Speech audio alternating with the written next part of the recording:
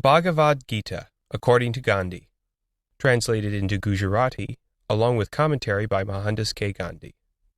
Translated into English by Mahadev Desai. Introduction by Mohandas K. Gandhi. 1. Just as acted upon by the affection of co-workers like Swami Anand and others, I wrote my experiments with truth, so has it been regarding my rendering of the Gita.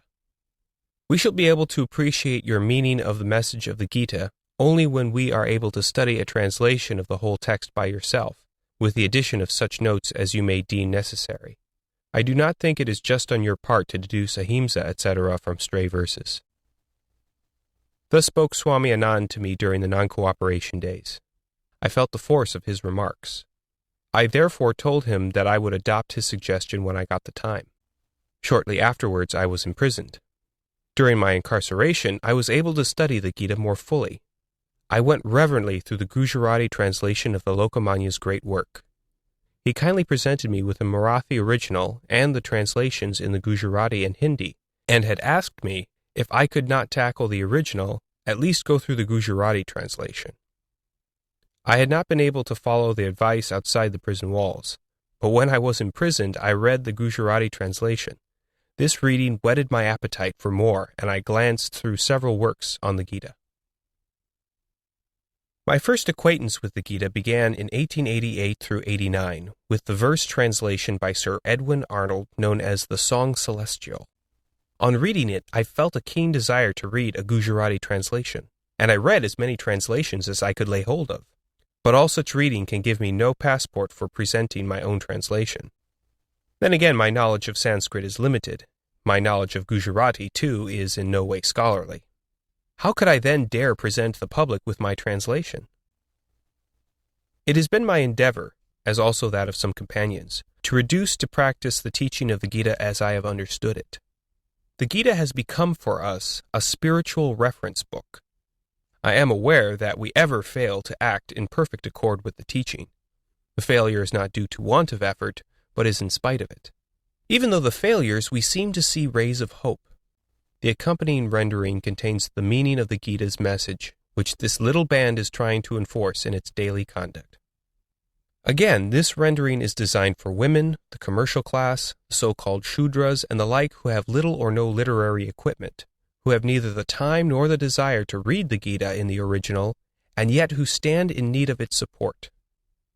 In spite of my Gujarati being unscholarly, I must own to having the desire to leave to the Gujaratis, through the mother tongue, whatever knowledge I may possess. I do indeed wish that at a time when literary output of a questionable character is pouring upon the Gujaratis, they should have before them a rendering the majority can understand of a book that is regarded as unrivaled for its spiritual merit, and so withstand the overwhelming flood of unclean literature. This desire does not mean any disrespect to the other renderings. They have their own place. But I am not aware of the claim made by the translators of enforcing their meaning of the Gita in their own lives. At the back of my reading, there is the claim of an endeavor to enforce the meaning in my own conduct for an unbroken period of 40 years. For this reason, I do indeed harbor the wish that all the Gujarati men or women wishing to shape their conduct according to their faith should digest and derive strength from the translation here presented. My co-workers, too, have worked at this translation. My knowledge of Sanskrit being very limited, I should not have full confidence in my literal translation. To that extent, therefore, the translation has passed before the eyes of Vinoba, Kaka Kelakar, Mahadev Desai, and Kishorlal Mashurwala. 2. Now about the message of the Gita. Even in 1888 and 89, when I first became acquainted with the Gita, I felt that it was not a historical work, but that under the guise of physical warfare, it described the duel that perpetually went on in the hearts of mankind, and that physical warfare was brought in merely to make the description of the internal duel more alluring. This preliminary intuition became more confirmed on a closer study of religion in the Gita. The study of the Mahabharata gave it an added confirmation. I do not regard the Mahabharata as a historical work in the accepted sense. The Adi Parva contains powerful evidence in support of my opinion. By ascribing to the chief actors superhuman or subhuman origins, the great Vyasa made short work of the history of kings and their peoples. The persons therein described may be historical, but the author of the Mahabharata has used them merely to drive home his religious theme. The author of the Mahabharata has not established the necessity of physical warfare. On the contrary, he has proved its futility. He has made the victors shed tears of sorrow and repentance, and has left them nothing but a legacy of miseries. In this great work, the Gita is the crown. Its second chapter, instead of teaching the rules of physical warfare, tells us how a perfected man is to be known. In the characteristics of the perfected man of the Gita, I do not see any to correspond to physical warfare. Its whole design is inconsistent with the rules of conduct governing the relations between warring parties. Krishna of the Gita is perfection and right knowledge personified, but the picture is imaginary. That does not mean that Krishna, the adored of his people, never lived, but perfection is imagined. The idea of a perfect incarnation is an aftergrowth. In Hinduism, incarnation is ascribed to one who has performed some extraordinary service of mankind. All embodied life is in reality an incarnation of God, but it is not usual to consider every living being an incarnation. Future generations pay this homage to one who, in his own generation, has been extraordinarily religious in his conduct. I can see nothing wrong in this procedure. It takes nothing from God's greatness, and there is no violence done to truth. There is an Urdu saying which means, Adam is not God, but he is a spark of the divine. And therefore, he who is the most religiously behaved has the most of the divine spark in him. It is in accordance with this train of thought that Krishna enjoys in Hinduism the status of the most perfect incarnation. This belief in incarnation is a testimony of man's lofty spiritual ambition. Man is not at peace with himself till he has become like unto God. The endeavor to reach this state is the supreme, the only ambition worth having, and this is self-realization. This self-realization is the subject of the Gita, as it is of all scriptures. But its author surely did not write it to establish that doctrine. The object of the Gita appears to me to be that of showing the most excellent way to attain self-realization. That which is to be found, more or less clearly, spread out here and there in the Hindu religious books, has been brought out in the clearest possible language in the Gita, even at the risk of repetition. That matchless remedy is renunciation of fruits of action. This is the center round which the Gita is woven. This renunciation is the central sun, round which devotion, knowledge, and the rest revolve like planets. The body has been likened to a prison. There must be action where there is body. Not one embodied being is exempted from labor, and yet all religions proclaim that it is possible for man, by treating the body as a temple of God, to attain freedom. Every action is tainted, be it ever so trivial. How can the body be made the temple of God? In other words, how can one be free from action, i.e., from the taint of sin? The Gita has answered the question in decisive language. By desireless action, by renouncing fruits of action, by dedicating all activities to God, i.e., by surrendering oneself to Him, body and soul. But desirelessness or renunciation does not come from the mere talking about it. It is not attained by intellectual feat. It is attainable only by a constant heart churn. Right knowledge is necessary for attaining renunciation. Learned men possess knowledge of a kind. They may recite the Vedas from memory, yet they may be steeped in self-indulgence. In order that knowledge may not run riot, the author of the Gita has insisted on devotion accompanying it, and has given it first place. Knowledge without devotion would be like a misfire. Therefore, says the Gita, have devotion, and knowledge will follow.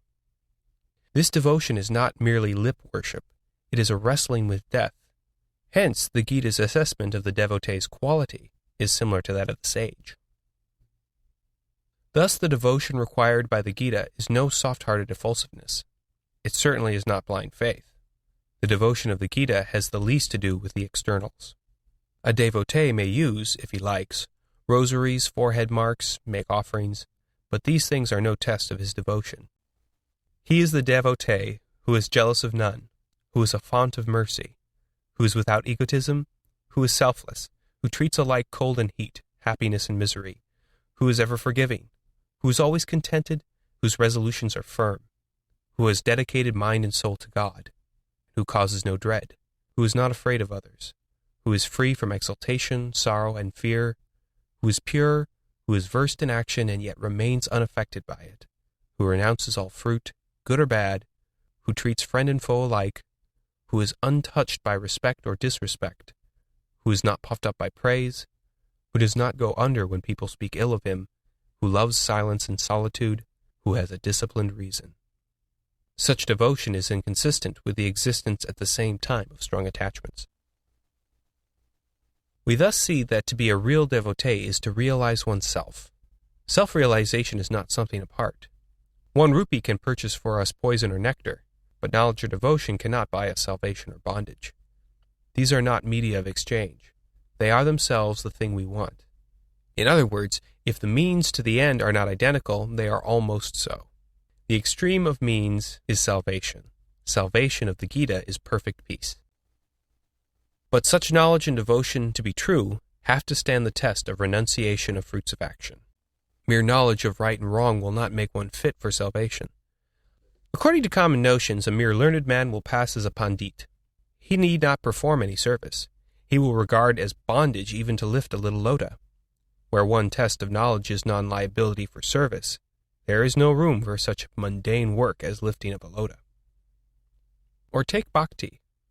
The popular notion of bhakti is soft-heartedness, telling beads and the like, and disdaining to do even a loving service, lest the telling of beads, etc., might be interrupted. This bhakti, therefore, leaves the rosary only for eating, drinking, and the like, never for grinding corn or nursing patients. But the Gita says, no one has attained his goal without action. Even men like Janaka attained salvation through action. If even I were lazily to cease working, the world would not perish. How much more necessary then for the people at large to engage in action? While on the one hand it is beyond dispute that all action binds, on the other hand it is equally true that all living beings have to do some work, whether they will or no. Here all activity, whether mental or physical, is to be included in the term action. Then how is one to be free from the bondage of action, even though he may be acting? The manner in which the Gita has solved the problem is, to my knowledge, unique. The Gita says, "Do your allotted work, but renounce its fruit. Be detached and work. Have no desire for reward and work." This is the unmistakable teaching of the Gita. He who gives up action falls. He who gives up only the reward rises. But the renunciation of fruit in no way means indifference to the result. In regard to every action, one must know the result that is expected to follow, the means thereto, and the capacity for it. He who, being thus equipped, is without desire for the result, and is yet wholly engrossed in the due fulfillment of the task before him, is said to have renounced the fruit of his action. Again, let no one consider renunciation to mean want of fruit for the renouncer. The Gita reading does not warrant such a meaning. Renunciation means absence of hankering after fruit. As a matter of fact, he who renounces reaps 1,000-fold. The renunciation of the Gita is the acid test of faith. He who is ever brooding over a result often loses nerve in the performance of his duty. He becomes impatient and then gives vent to anger and begins to do unworthy things. He jumps from action to action, never remaining faithful to any. He who broods over results is like a man given to objects of senses. He is ever distracted, he says goodbye to all scruples, everything is right in his estimation, and he therefore resorts to means fair and foul to attain his end. From the bitter experiences of the desire for fruit, the author of the Gita discovered the path of renunciation of fruit and put it before the world in a most convincing manner. The common belief is that religion is always opposed to material good. One cannot act religiously in mercantile and such other matters. There is no place for religion in such pursuits. Religion is only for attainment of salvation, we hear many worldly wise people say. In my opinion, the author of the Gita has dispelled this delusion. He has drawn no line of demarcation between salvation and worldly pursuits. On the contrary, he has shown that religion must rule even our worldly pursuits. I have felt that the Gita teaches us that what cannot be followed out in day-to-day practice cannot be called religion. Thus, according to the Gita, all acts that are incapable of being performed without attachment are taboo. This golden rule saves mankind from many a pitfall. According to this interpretation, murder, lying, dissoluteness, and the like must be regarded as sinful and therefore taboo. Man's life then becomes simple, and from that simpleness springs peace. Thinking along these lines, I have felt that in trying to enforce in one's life the central teachings of the Gita, one is bound to follow truth and ahimsa. When there is no desire for fruit, there is no temptation for untruth or himsa. Take any instance of untruth or violence, and it will be found that at its back was the desire to attain the cherished end. But it may be freely admitted that the Gita was not written to establish ahimsa. It was an accepted and primary duty even before the Gita age. The Gita had to deliver the message of renunciation of fruit. This is clearly brought out as early as the 2nd chapter. But if the Gita believed in ahimsa, or it was included in desirelessness, why did the author take a warlike illustration?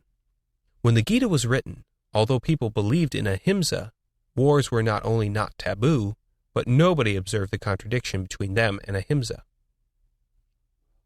In assessing the implications of renunciation of fruit, we are not required to probe the mind of the author of the Gita as to his limitations of ahimsa and the like. Because a poet puts a particular truth before the world, it does not necessarily follow that he has known or worked out all its great consequences, or that having done so, he is always able to express them fully. In this, perhaps, lies the greatness of the poem and the poet. A poet's meaning is limitless. Like man, the meaning of great writing suffers evolution. On examining the history of languages, we notice that the meaning of important words has changed or expanded. This is true of the Gita. The author has himself extended the meaning of some of the current words. We are able to discover this even on superficial examination. It is possible that, in the age prior to that of the Gita, offering of animals as sacrifice was permissible, but there is not a trace of it in the sacrifice in the Gita sense. In the Gita, continuous concentration on God is the king of sacrifices. The 3rd chapter seems to show that sacrifice chiefly means body labor for service. The 3rd and 4th chapters read together will use other meanings for sacrifice, but never animal sacrifice. Similarly has the meaning of the word sannyasa undergone in the Gita a transformation. The sannyasa of the Gita will not tolerate complete cessation of all activity. The sannyasa of the Gita is all work and yet no work. Thus the author of the Gita, by extending meanings of words, has taught us to imitate him. Let it be granted that according to the letter of the Gita, it is possible to say that warfare is consistent with renunciation of fruit. But after 40 years' unremitting endeavor fully to enforce the teachings of the Gita in my own life, I have in all humility felt that perfect renunciation is impossible without perfect observance of ahimsa in every shape and form. The Gita is not an aphoristic work. It is a great religious poem. The deeper you dive into it, the richer the meanings you get. It being meant for the people at large, there is a pleasing repetition. With every age, the important words will carry new and expanded meanings, but its central teaching will never vary. The teacher is at liberty to extract from this treasure any meaning he likes, so as to enable him to enforce in his life the central teaching. Nor is the Gita a collection of do's and don'ts. What is lawful for one may be unlawful for another. What may be permissible at one time or in one place may not be so at another time and in another place. Desire for fruit is the only universal prohibition. Desirelessness is obligatory. The Gita has sung the praises of knowledge, but it is beyond the mere intellect. It is essentially addressed to the heart, and capable of being understood by the heart. Therefore, the Gita is not for those who have no faith. The author makes Krishna say, "Do not entrust this treasure to him who is without sacrifice, without devotion, without the desire for this teaching, and who denies me." On the other hand, those who will give this precious treasure to my devotees will, by the fact of this service, assuredly reach me. And those who, being free from malice, will with faith absorb this teaching, shall, having attained freedom, live where people of true merit go after death. Chapter 1. No knowledge is to be found without seeking, no tranquility without travail, no happiness except through tribulation. Every seeker has, at one time or another, to pass through a conflict of duties, a heart churning. Dhritarashtra said, "Tell me, O Sanjaya, what my sons and Pandus assembled on battle intent did on the field of Kuru, the field of duty." The human body is a battlefield where the eternal duel between right and wrong goes on. Therefore it is capable of being turned into a gateway to freedom. It is born in sin and becomes the seedbed of sin. Hence it is also called the field of Kuru. The Kauravas represent the forces of evil, the Pandavas the forces of good. Who is there that has not experienced the daily conflict within himself between the forces of evil and the forces of good? Sanjaya said, "On seeing the Pandavas' army drawn up in battle array, King Duryodhana approached Drona the preceptor and addressed him thus. 'Behold, O preceptor, this mighty army of the sons of Pandu, set in array by the son of Drupada, thy wise disciple. Here are brave bowmen, peers of Bhima and Arjuna in fighting, Yuyudhana and Virata, and the Maharatha Drupada. Drishtaki too, Chekitana, valorous Kashiraja, Purujit, the Kunti Bhoja, and Shaibaya, chief among men. Valiant Yudhamanyu, valorous Uttamaujas, and the sons of Draupadi, each one of them a Maharatha. Acquaint thyself now, O best of Brahmanas, with the distinguished among us. I mention for thy information the names of the captains of my army. Thy noble self, Bhishma, Karna, and Kripa, victorious in battle. Ashvathaman, Vikarna, also Samadatta's son. There is many another hero known for his skill in wielding diverse weapons, pledged to lay down his life for my sake, and all adepts in war. This our force commanded by Bhishma is all too inadequate, while theirs commanded by Bhima is quite adequate. Therefore, let each of you holding your appointed places at every entrance guard only Bhishma." At this, the heroic grandsire, the grand old man of the crews, gave a loud lion's roar and blew his conch to hearten Duryodhana. Thereupon conches, drums, cymbals, and trumpets were sounded all at once. Terrific was the noise. Then Madhava and Pandava, standing in their great chariot yoked with white steeds, blew their divine conches. Hrishikesha blew the Panchajanya, and Dhananjaya the Devadatta, while the wolf-bellied Bhima of dread deeds sounded his great conch Poundra. King Yudhishthira, Kunti's son, blew the Ananta Vijaya, and Nakula and Sahadeva their conches, and Kashiraja the great bowman, Shikhandi the Maharatha, Dirishtadyumna, Virata, and Satyaki the unconquerable. Drupada, Draupadi's son, the strong-armed son of Subhadra, all these, O king, blew each his own conch. That terrifying tumult causing earth and heaven to resound, rent the hearts of Dhritarashtra's sons. Then, O king, the eight-bannered Pandava, seeing Dhritarashtra's sons arrayed in flight of arrows about to begin, took up his bow and spoke thus. "Set my chariots between the two armies, O Achyuta, that I may behold them drawn up on battle intent, and know whom I have to engage in this fearful combat, and that I may survey the fighters assembled here, anxious to fulfill in battle perverse Duryodhana's desire." Sanjaya said, "Thus addressed by Gudakesha, O king, Hrishikesha set the unique chariot between the two armies in front of Bhishma, Drona, and all the kings, and said, 'Behold, O Partha, the Kurus assembled yonder.' Then did Partha see standing there sires, grandsires, preceptors, uncles, brothers, sons, grandsons, comrades, fathers-in-law, and friends in both armies. Beholding all these kinsmen ranged before him, Kaunteya was overcome with great compassion, and spake thus in anguish. Arjuna said, 'As I look upon these kinsmen, O Krishna, assembled here, eager to fight, my limbs fail, my mouth is parched, a tremor shakes my frame, and my hair stands on end. My skin is on fire, I cannot keep my feet, and my mind reels. I have unhappy forebodings, and I see no good in slaying kinsmen in battle. I seek not victory, nor sovereign power, nor earthly joys. What good are sovereign power, worldly pleasures, and even life to us, O Govinda? Those for whom we would desire sovereign power, earthly joys, and delights are here arrayed in battle, having renounced life and wealth. Preceptors, sires, grandsires, sons, and even grandsons, fathers-in-law, brothers-in-law, and other kinsmen. These I would not kill. O Madhusudana, even though they slay me, not even for kingship of the 3 worlds, much less for an earthly kingdom. What pleasure can there be in slaying these sons of Dhritarashtra? Oh, Janandharna, sin only can be our lot, usurpers though they be. It does not therefore behove us to kill our kinsmen, these sons of Dhritarashtra. How may we be happy in killing our own kins? Even though these, their wits warped by greed, see not the guilt that lies in destroying the family, nor the sin of treachery to comrades. How can we, O Janandharna, help recoiling from the sin, seeing clearly as we do the guilt that lies in such destruction?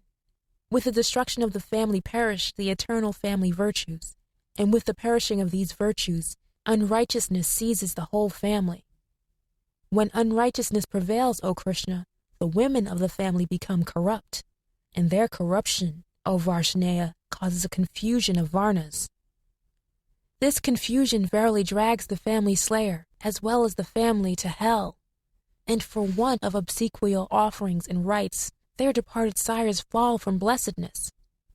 By the sins of these family slayers, resulting in confusion of varnas, the eternal tribe and family virtues are brought to naught. For we have it handed down to us, O Janandharna, that the men whose family virtues have been ruined are doomed to dwell in hell. Alas, what a heinous sin we are about to commit, in that from greed of the joy of sovereign power, we are prepared to slay our kith and kin. Happier far would it be for me if Dhritarashtra's sons, weapons in hand, should strike me down on the battlefield, unresisting and unarmed. Sanjaya said, Thus spake Arjuna on the field of battle, and dropping his bow and arrow sank down on his seat in the chariot, overwhelmed with anguish. Thus ends the first chapter, entitled Arjuna Vishada Yoga, in the converse of Lord Krishna and Arjuna on the science of yoga as part of the knowledge of Brahman in the Upanishad called the Bhagavad Gita. Chapter 2. By reason of delusion, man takes wrong to be right. By reason of delusion was Arjuna led to make a difference between kinsmen and non-kinsmen. To demonstrate that this is a vain distinction, Lord Krishna distinguishes between body, not self, and Atman, self, and shows that whilst bodies are impermanent and several, Atman is permanent and one. Effort is within man's control, not the fruit thereof. All he has to do, therefore, is to decide his course of conduct or duty on each occasion and persevere in it, unconcerned about the result. Fulfillment of one's duty in the spirit of detachment or selflessness leads to freedom. Sanjaya said, To Arjuna, thus overcome with compassion, sorrowing and his eyes obscured by flowing tears, Madhusudana spake these words. The Lord said, How is it that at this perilous moment this delusion, unworthy of the noble, leading neither to heaven nor to glory, has overtaken thee?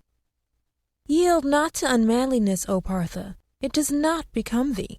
Shake off this miserable faint-heartedness and arise. Arjuna said, How shall I, with arrows, engage Bhishma and Drona in battle?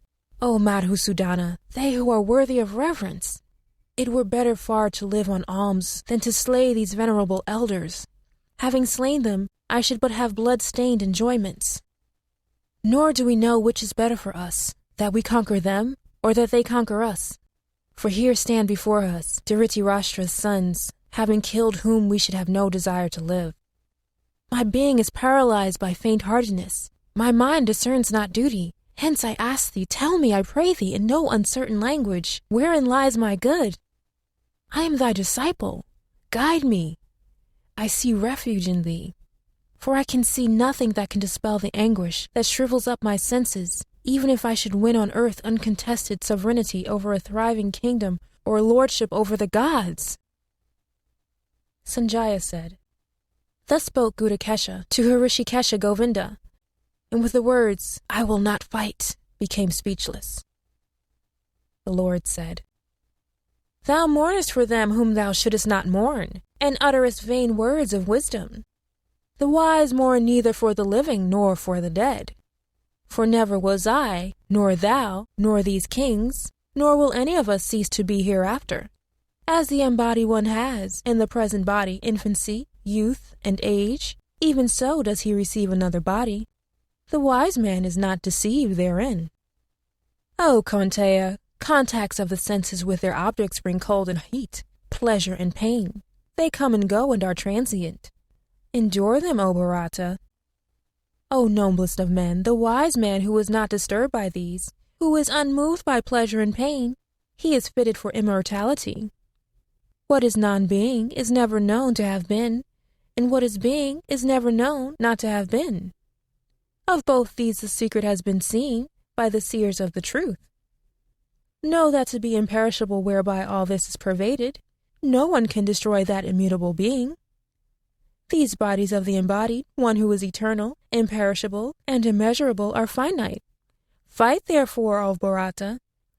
He who thinks of this, Atman, as slayer, and who believes this to be slain, are both ignorant. This neither slays nor is ever slain.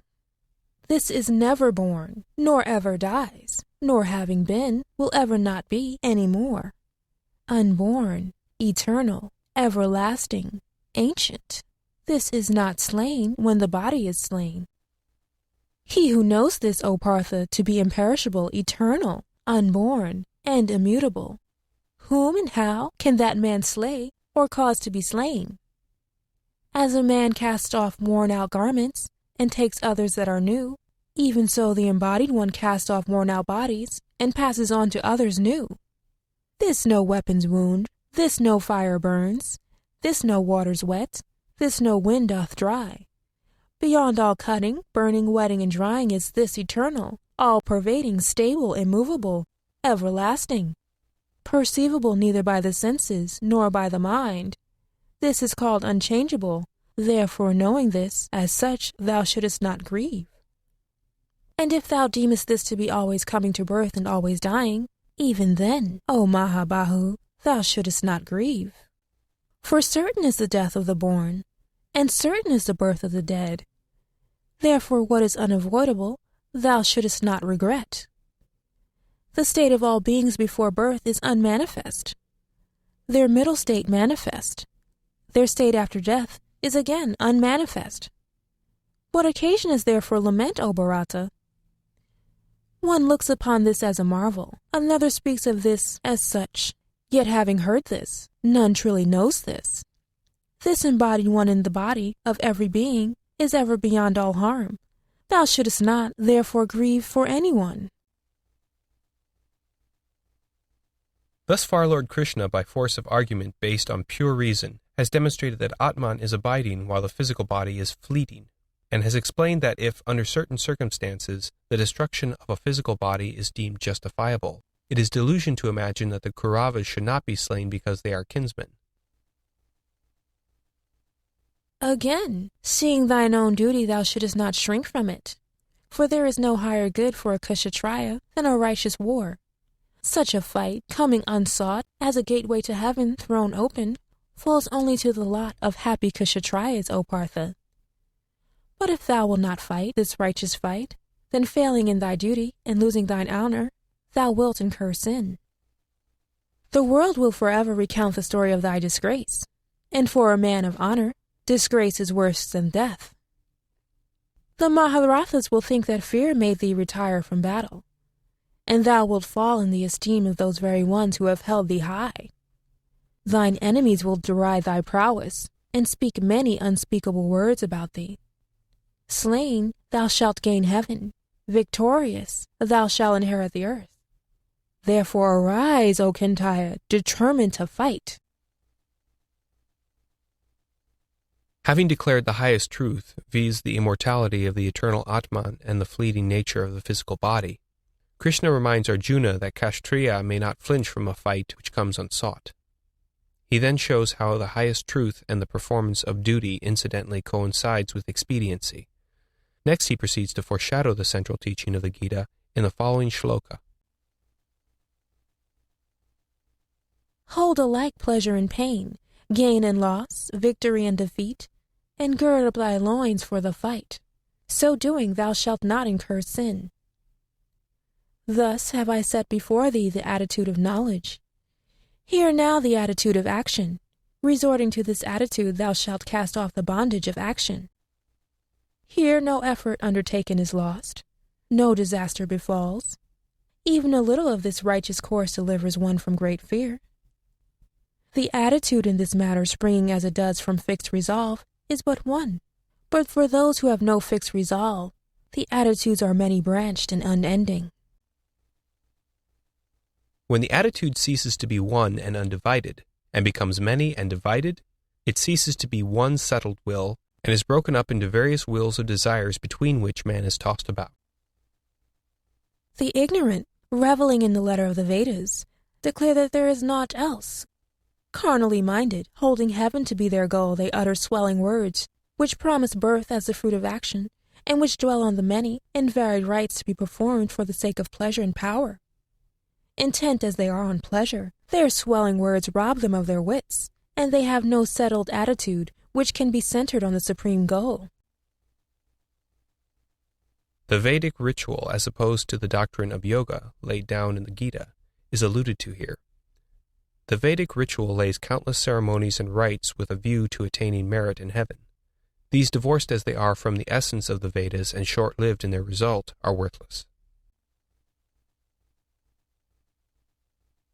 The Vedas have as their domain the three gunas. Eschew them, O Arjuna. Free thyself from the pairs of opposites. Abide in eternal truth. Scorn to gain or guard anything. Remain the master of thy soul.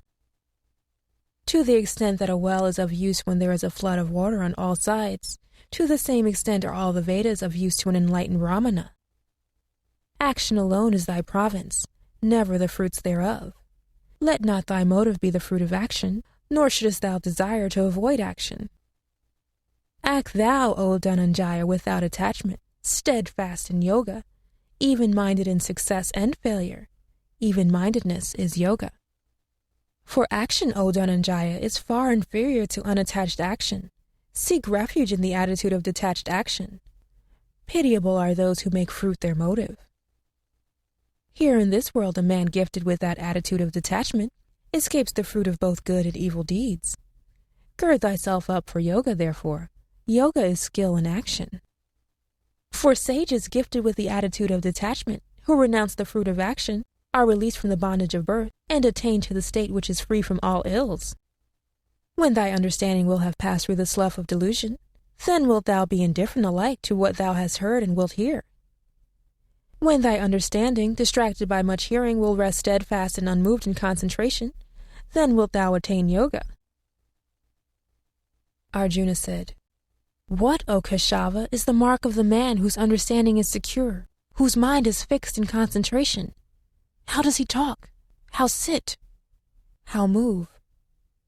The Lord said, When a man puts away, O Partha, all the cravings that arise in the mind, and finds comfort for himself only from Atman, then he is called a man of secure understanding. To find comfort for oneself from Atman means to look to the spirit within for spiritual comfort, not to outside objects which in their very nature must give pleasure as well as pain. Spiritual comfort or bliss must be distinguished from pleasure or happiness. The pleasure I may derive from the possession of wealth, for instance, is delusive.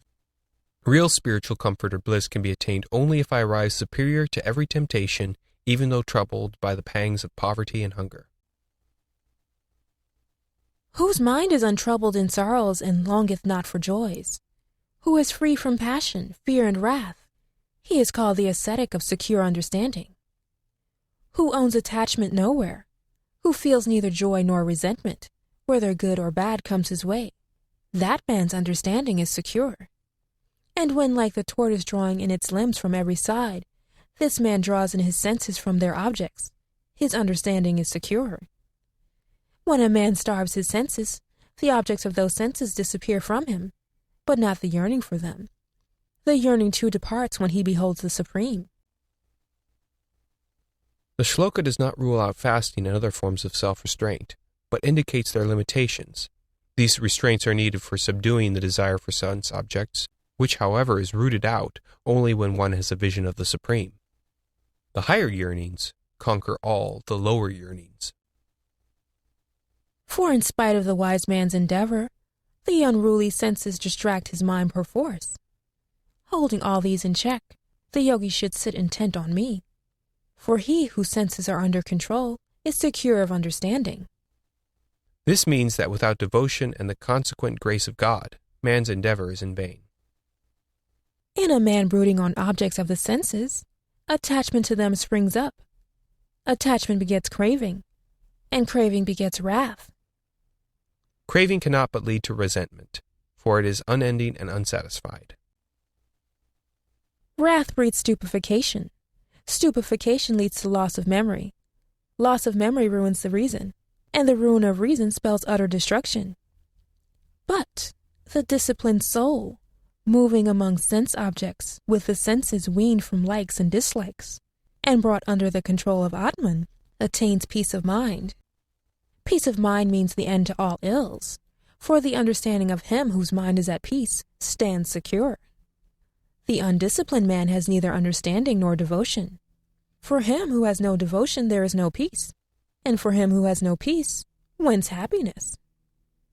For when his mind runs after any of the roaming senses, it sweeps away his understanding, as the wind a vessel upon the waters. Therefore, O Mahabahu, he whose senses are reined in on all sides from their objects is the man of secure understanding. When it is night for all other beings, the disciplined soul is awake. When all other beings are awake, it is night for the seeing ascetic. This verse indicates the divergent paths of the disciplined ascetic and the sensual man. Whereas the ascetic is dead to the things of the world and lives in God, the sensual man is alive only to the things of the world and dead to the things of the spirit. He in whom all longings subside, even as the waters subside in the ocean which, though ever being filled by them, never overflows, that man finds peace, not he who cherishes longing. The man who sheds all longing and moves without concern, free from the sense of I and mine, he attains peace. This is the state, O Partha, of the man who rests in Brahman. Having attained to it, he is not deluded. He who abides in this state even at the hour of death passes into oneness with Brahman. Thus ends the second chapter, entitled Sankhya Yoga, in the converse of Lord Krishna and Arjuna, on the science of yoga as part of the knowledge of Brahman in the Upanishad called the Bhagavad Gita. Chapter 3. This chapter may be said to be the key to the essence of the Gita. It makes absolutely clear the spirit and nature of right action and shows how true knowledge must express itself in acts of selfless service. Arjuna said, If, O Janardana, thou holdest that the attitude of detachment is superior to action, then why, O Keshava, dost thou urge me to dreadful action? Thou dost seem to confuse my understanding with perplexing speech. Tell me, therefore, in no uncertain voice, that alone whereby I may attain salvation. Arjuna is sore perplexed, for whilst on the one hand he is rebuked for his faint-heartedness, on the other he seems to be advised to refrain from action. But this in reality is not the case, as the following shlokas will show. The Lord said, I have spoken before, O sinless one, of two attitudes in this world, the Sankhayas, that of Jnana Yoga, that of Karma Yoga. Never does man enjoy freedom from action by not undertaking action, nor does he attain that freedom by mere renunciation of action. Freedom from action is freedom from bondage of action. This freedom is not to be gained by cessation of all activity, apart from the fact that this cessation is in the very nature of things impossible.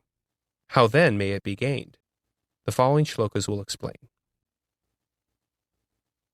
For none ever remains inactive even for a moment, for all are compelled to action by the gunas inherent in Prakriti.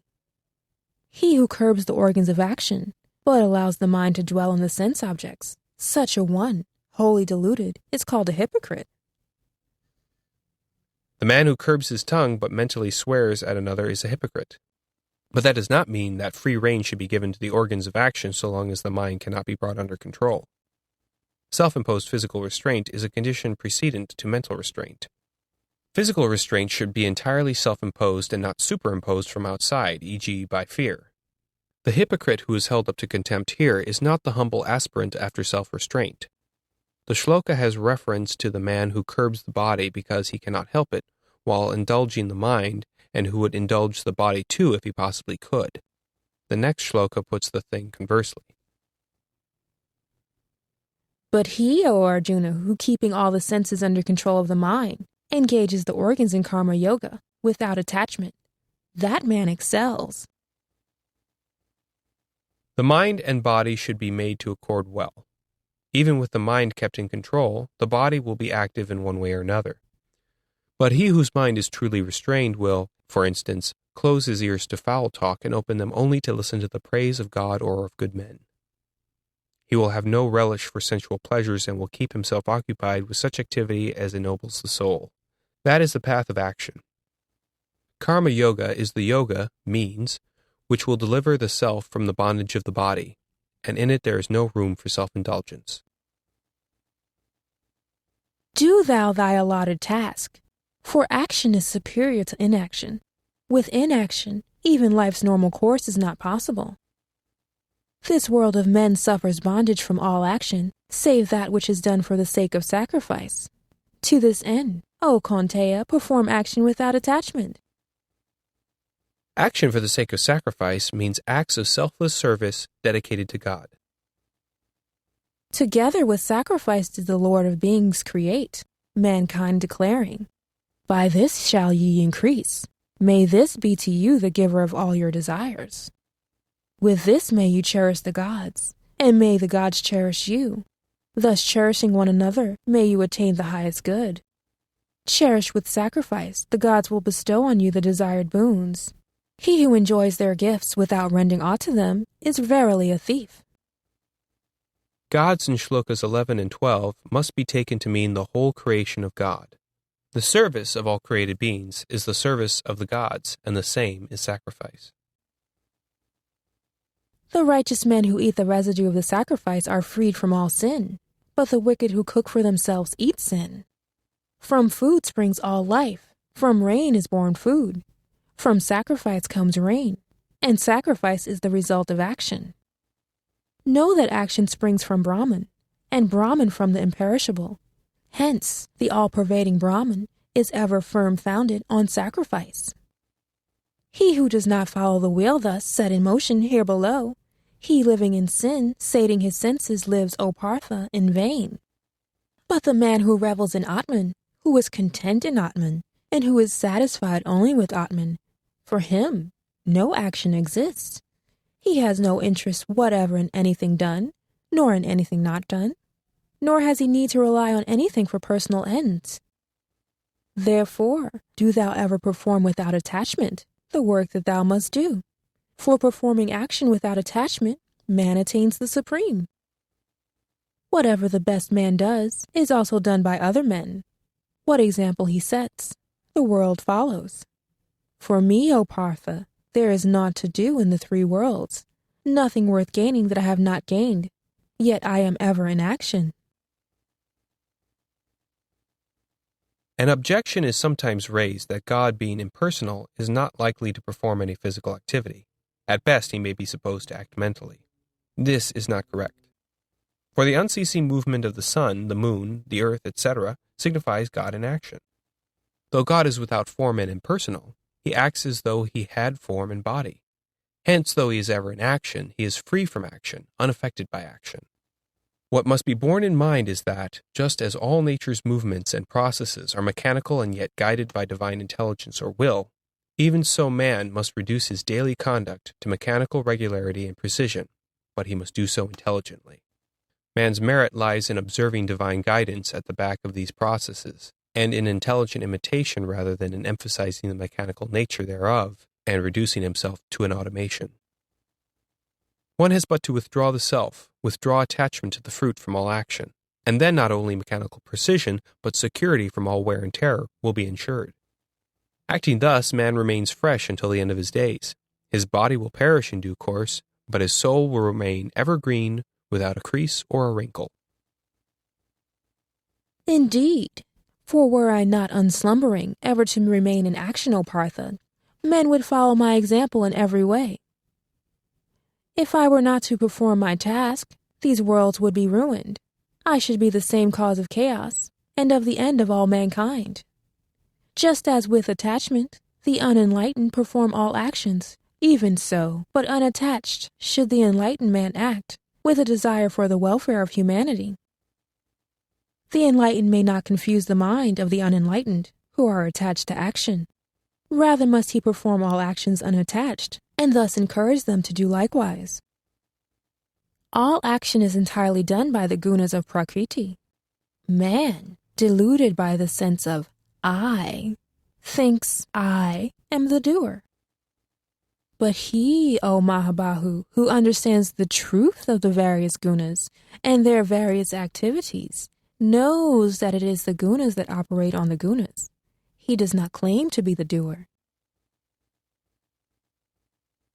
As breathing, winking, and similar processes are automatic and man claims no agency for them, he being conscious of the process only when disease or similar cause arrests them. In a similar matter, all of his acclivities should be automatic, without his aggregating himself to the agency or responsibility thereof. A man of charity does not even know that he is doing charitable acts. It is in his nature to do so. He cannot help it. This detachment can only come from the tireless endeavor in God's grace. Deluded by the gunas of Prakriti, men become attached to the activities of the gunas. He who knows the truth of things should not unhinge the slow-witted who have not the knowledge. Cast all thy acts on me, with thy mind fixed on the indwelling Atman, and without any thought of fruit or sense of mine. Shake off thy fever and fight. He who knows the Atman inhabiting the body and realizes him to be part of the supreme Atman will dedicate everything to him. Even as a faithful servant acts as a mere shadow of his master and dedicates to him all that he does. For the master is the real doer, and the servant is but the instrument. Those who always act according to the rule I have here laid down, in faith, they too are released from the bondage of their actions. But those who cavil at the rule and refuse to conform to it are fools, dead to all knowledge. Know that they are lost. Even a man of knowledge acts according to his nature. All creatures follow their nature. What then will constraint avail? Self-restraint is the means of salvation. Man's energies should be bent towards achieving complete self-restraint until the end of his days. But if he does not succeed, neither will constraint help him. The shloka does not rule out restraint, but explains that nature prevails. He who justifies himself saying, I cannot do this, it is not in my nature, misreads the shloka. True, we do not know our nature, but habit is not nature. Progress, not decline, ascent, not descent, is the nature of the soul, and therefore every threatened decline or descent ought to be resisted. The next verse makes this abundantly clear. Each sense has its settled likes and dislikes towards its objects. Man should not come under the sway of these, for they are his besetters. Hearing, for instance, is the object of the ears, which may be inclined to hear something and disinclined to hear something else. Man may not allow himself to be swayed by these likes and dislikes, but must decide for himself what is conducive to his growth, his ultimate end being to reach the state beyond happiness and misery. Better one's own duty, bereft of merit, than another's well performed. Better is death in the discharge of one's duty. Another's duty is fraught with danger. One man's duty may be to serve the community by working as a sweeper. Another's may be to work as an accountant. An accountant's work may be more inviting, but that need not draw the sweeper away from his work. Should he allow himself to be drawn away, he would himself be lost and put the community into danger. Before God, the work of man will be judged by the spirit in which it is done, not by the nature of the work, which makes no difference whatsoever. Whoever acts in a spirit of dedication fits himself for salvation. Arjuna said, Then what impels man to sin, O Varshneya, even against his will, as though by force compelled? The Lord said, It is lust, it is wrath, born of the guna. It is the arch-devourer, the arch-sinner. Know this to be man's enemy here, A fire is obscured by smoke, a mirror by dirt, and the embryo by the amnion. So is knowledge obscured by this. Knowledge is obscured, O Kuntaya, by the eternal enemy of the wise man in the form of lust, the insatiable fire. The senses, the mind, and the reason are said to be its great seat.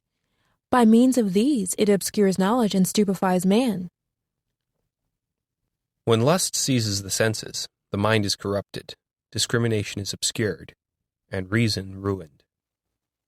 Therefore, O Bharat Arshaba, bridle thou first the senses, and then rid thyself of this sinner, the destroyer of knowledge and discrimination. Subtle, they say, are the senses. Subtler than the senses is the mind.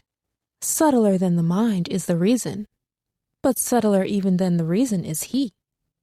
Thus, realizing him to be subtler than the reason, and controlling the self by the self, destroy, O Mahabahu, this enemy, lust so hard to overcome. When man realizes him, his mind will be under his control, not swayed by the senses. And when the mind is conquered, what power has lust? It indeed is a subtle enemy, but when the senses, the mind, and the reason are under the control of the subtlemost self, lust is extinguished. Thus ends the third chapter, entitled Karma Yoga, in the converse of Lord Krishna and Arjuna on the science of yoga, as part of the knowledge of Brahman, in the Upanishad called the Bhagavad Gita. Chapter 4. This chapter further explains the subject matter of the third and describes the various kinds of sacrifice. The Lord said, I expounded this imperishable yoga to Vivasvat. Vivasvat communicated it to Manu, and Manu to Ikshvaku. Thus, handed down in succession, the royal sages learnt it. With long lapse of time, it dwindled away in this world, O Parantapa.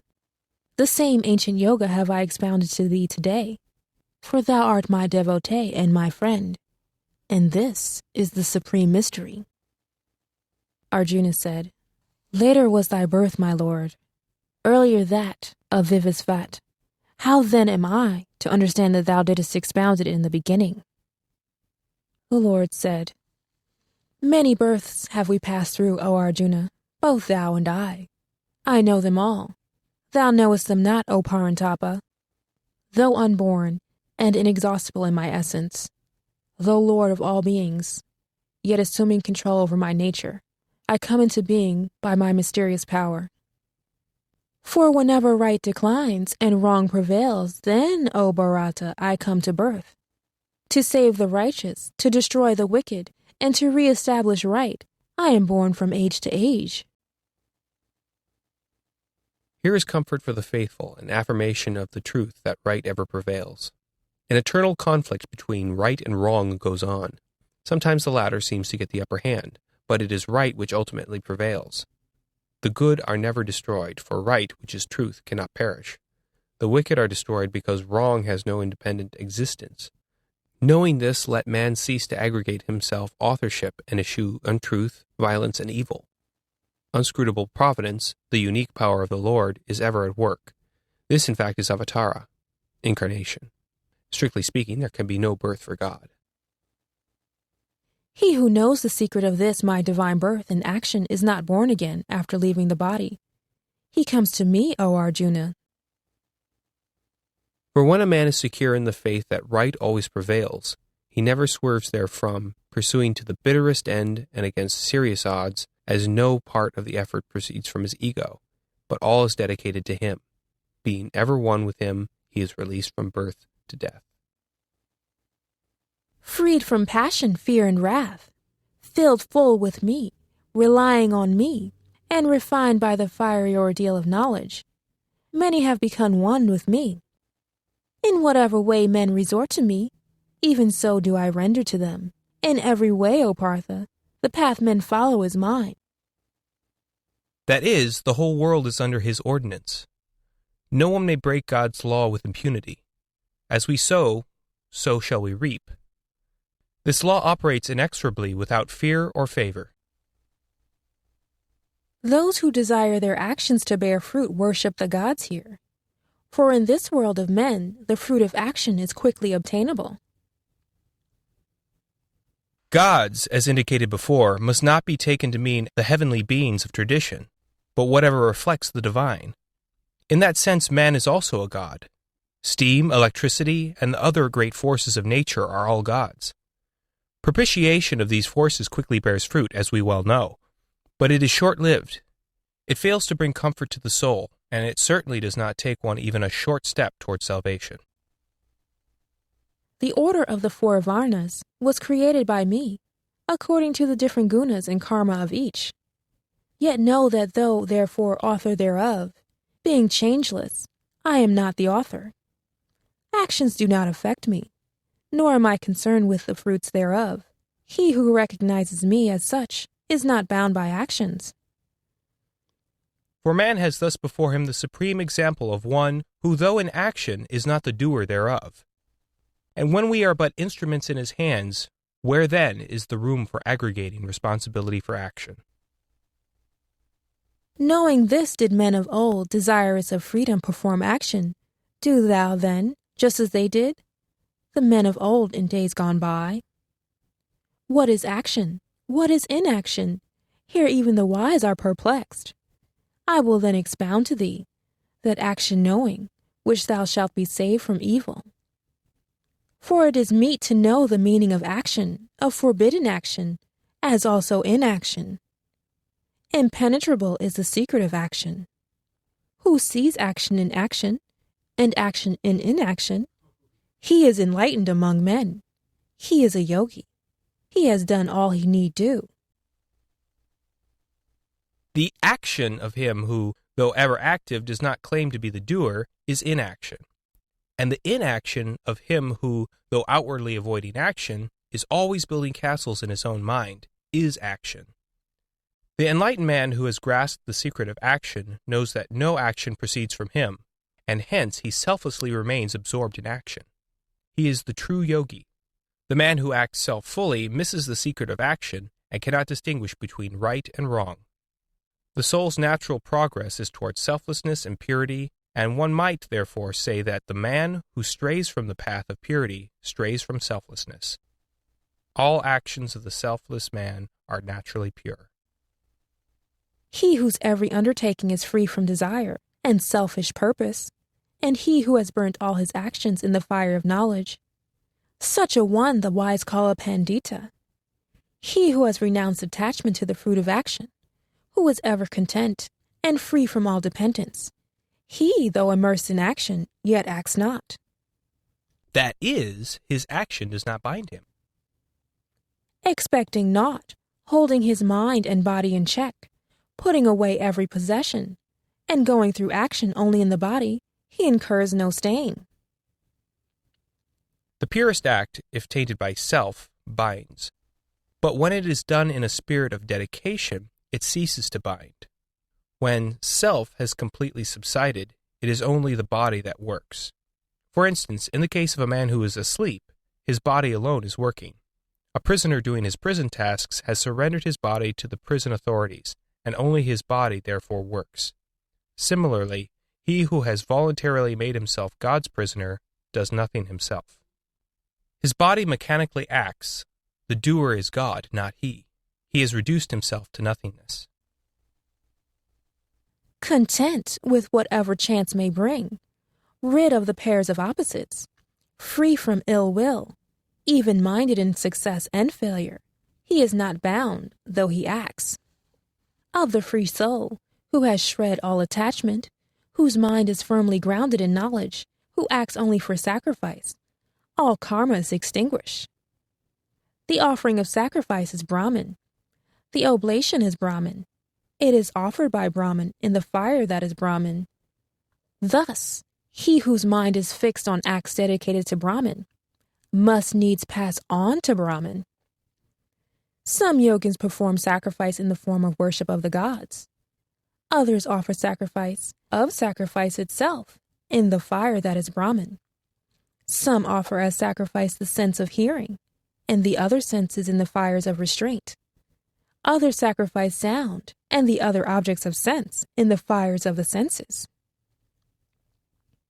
The restraint of the senses, hearing and others, is one thing, and directing them only to legitimate objects, in other words, listening to hymns in praise of God, is another, although ultimately both amount to the same thing.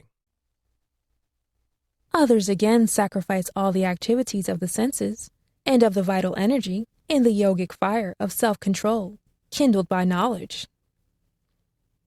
That is to say, they lose themselves in the contemplation of the Supreme. Some sacrifice with material gifts, with austerities, with yoga, some with the acquiring and some with the imparting of knowledge.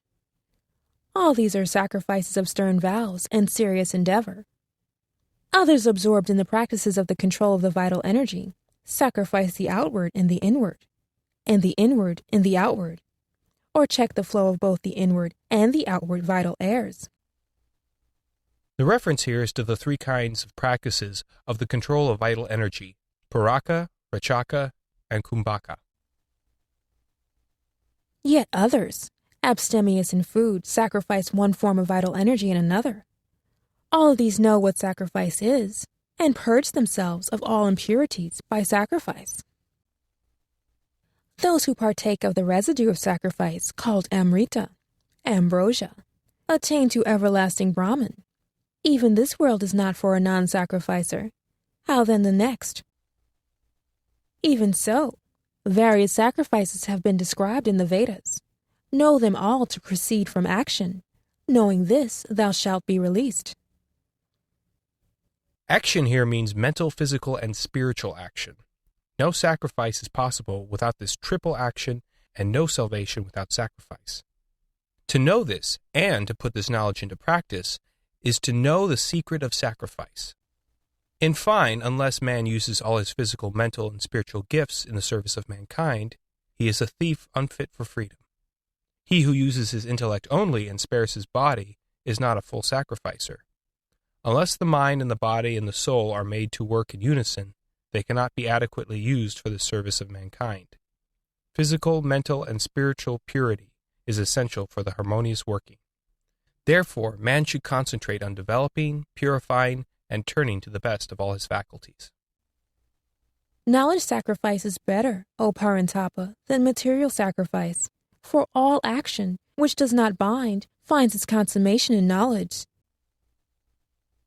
Who does not know that works of charity performed without knowledge often result in great harm? Unless every act, however noble its motive, is informed with knowledge, it lacks perfection. Hence the complete fulfillment of all action is in knowledge. The masters of knowledge, who have seen the truth, will impart to thee this knowledge. Learn it through humble homage and service, and by repeated questioning. The three conditions of knowledge, homage, repeated questioning, and service, deserve to be carefully borne in mind in this age. Homage or obeisance means humility, and service is a necessary accompaniment, else it would be mock homage.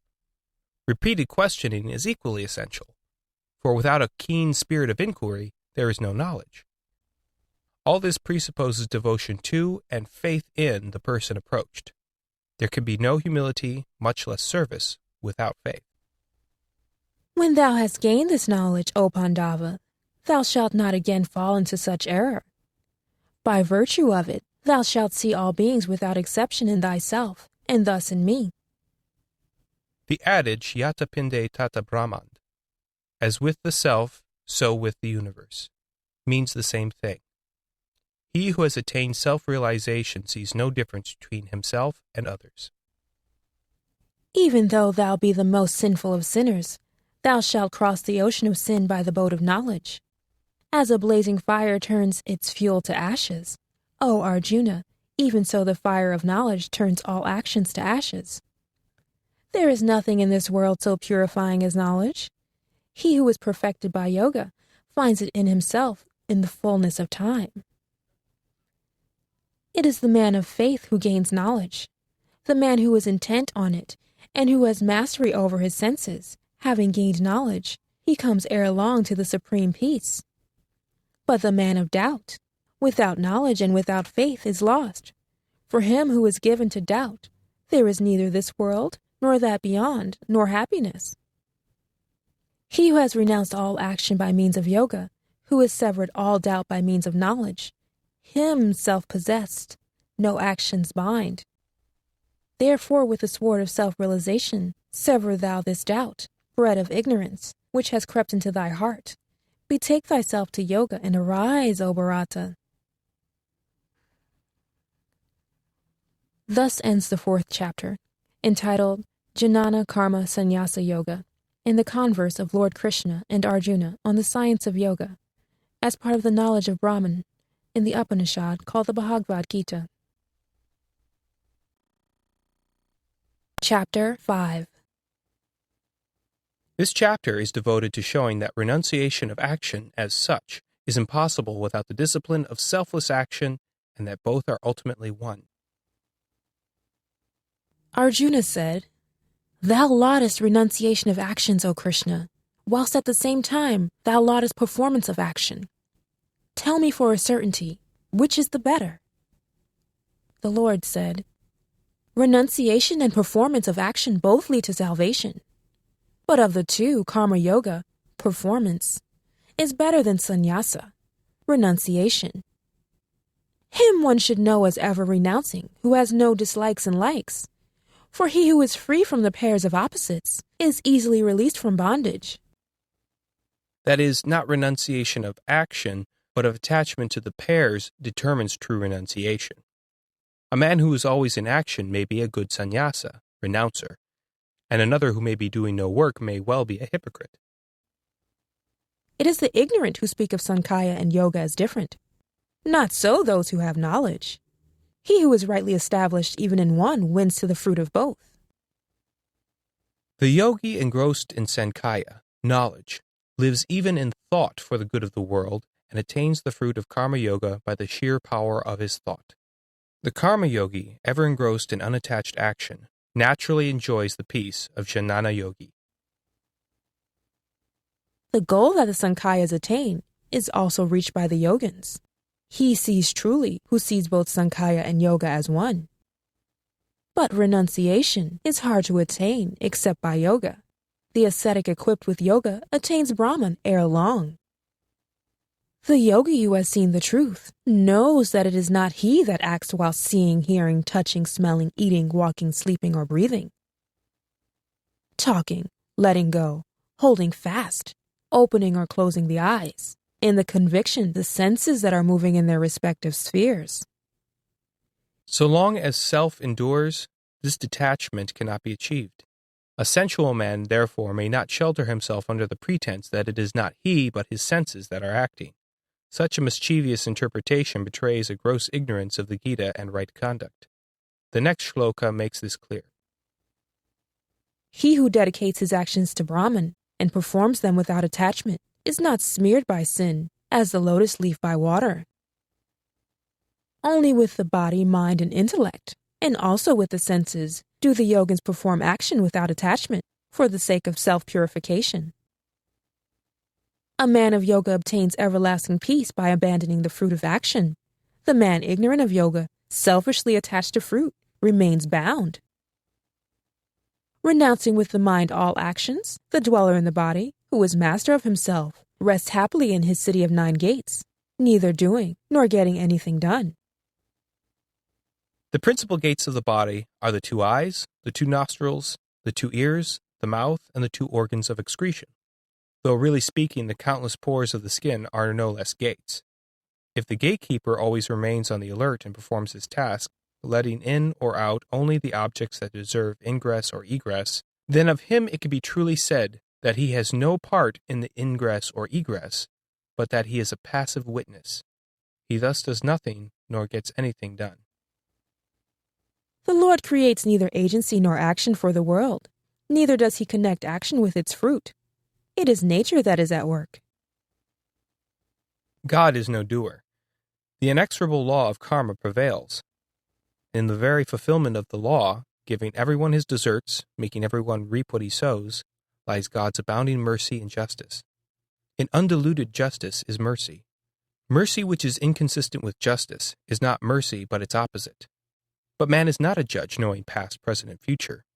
So for him the law is reversed, and mercy or forgiveness is the purest justice.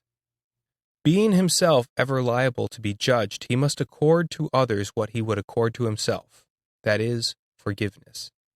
Only by cultivating the spirit of forgiveness can he reach the state of a yogi, whom no action binds, the man of even-mindedness, the man skilled in action.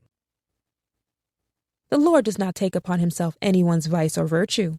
It is ignorance that veils knowledge and deludes all creatures.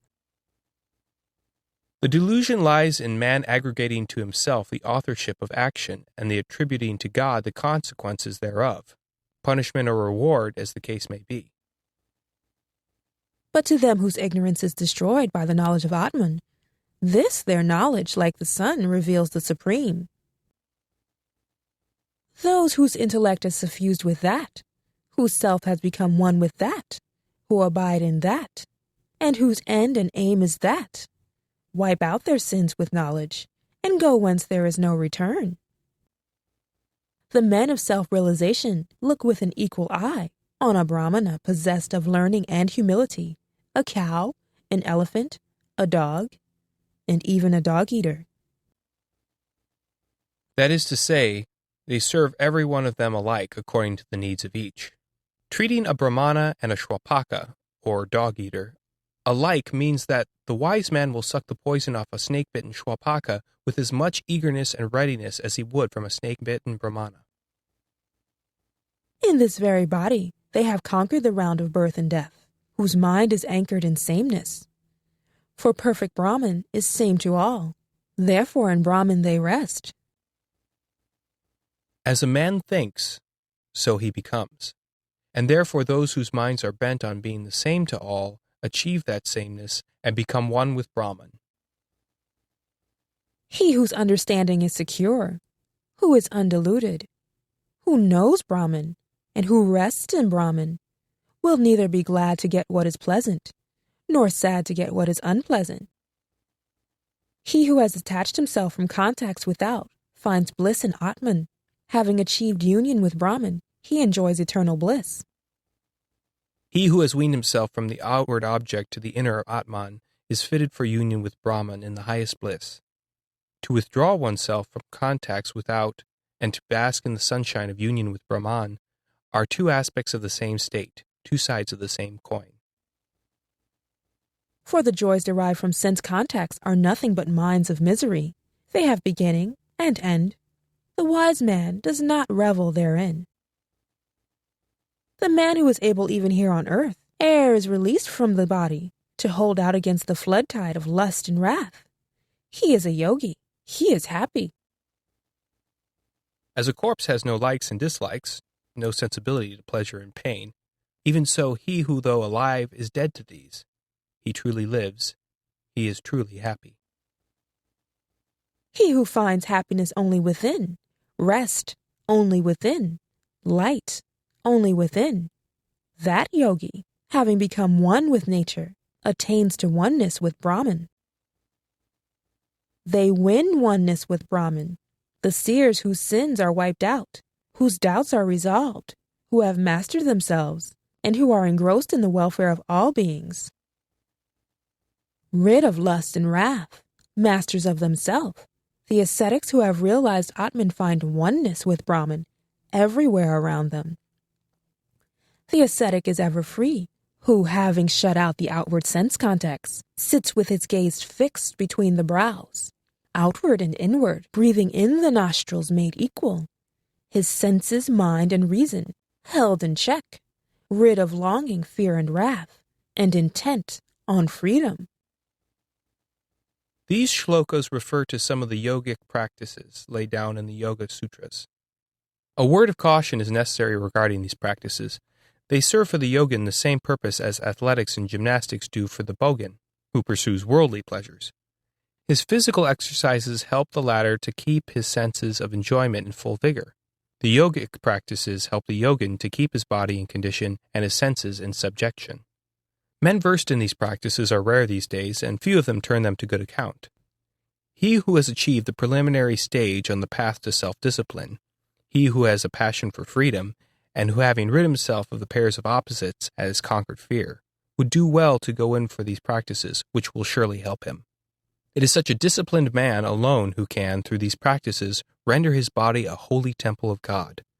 Purity both of the mind and body is a sine qua non, without which these processes are likely, in the first instance, to lead a man astray and then drive him deeper into the slough of delusion. That this has been the result in some cases many know from actual experience. That is why that prince of yogins, Patanjali, gave the first place to yamas, cardinal vows, and niyamas, casual vows, and held as eligible for yogic practices only those who have gone through the preliminary discipline. The 5 cardinal vows are nonviolence, truth, non-stealing, celibacy, non-possession. The 5 casual vows are bodily purity, contentment, the study of the scriptures, austerity, and meditation of God. Knowing me as the acceptor of sacrifice and austerity, the great Lord of all the worlds, the friend of all creation, the yogi attains to peace. Almighty God is doer and non-doer, enjoyer and non-enjoyer both. He is indescribably beyond the power of human speech. Man somehow strives to have a glimpse of him, and in doing so invests him with diverse and even contradictory attributes. Thus ends the 5th chapter, entitled Sannyasa Yoga, in the converse of Lord Krishna and Arjuna on the science of yoga as part of the knowledge of Brahman, in the Upanishad, Gita, chapter 6. This chapter deals with some of the means of the accomplishment of yoga, or the discipline of the mind and its activities. The Lord said, "He who performs all obligatory action, without depending on the fruit thereof, is a sannyasin and a yogin, not the man who neglects the sacrificial fire, nor he who neglects action." Fire here may be taken to mean all possible instruments of action.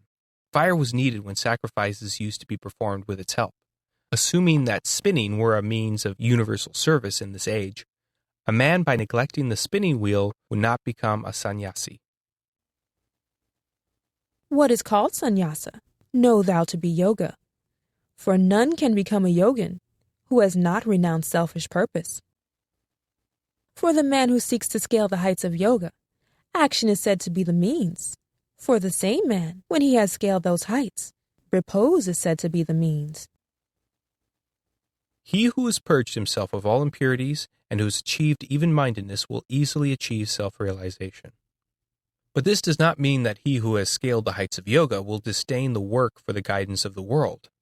On the contrary, that work will be to him not only the breath of his nostrils, but also as natural to him as breathing.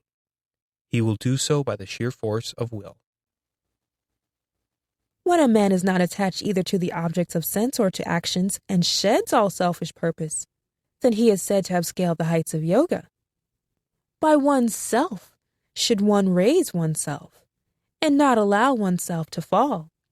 For Atman alone is the friend of self, and self alone is self's foe. His self alone is friend, who has conquered himself by his self. But to him who has not conquered himself, and is thus inimical to himself, even his self behaves as foe. Of him who has conquered himself, and who rests in perfect calm, the self is completely composed, in cold and heat, in pleasure and pain, in honor and dishonor. The yogin who is filled with the contentment of wisdom and discriminative knowledge, who is firm as a rock, who has mastered his senses, and to whom a clod of earth, a stone, and gold are the same, is possessed of yoga. He excels who regards alike the boon companion, the friend, the enemy, the stranger, the mediator, the alien and the ally, as also the saint and the sinner.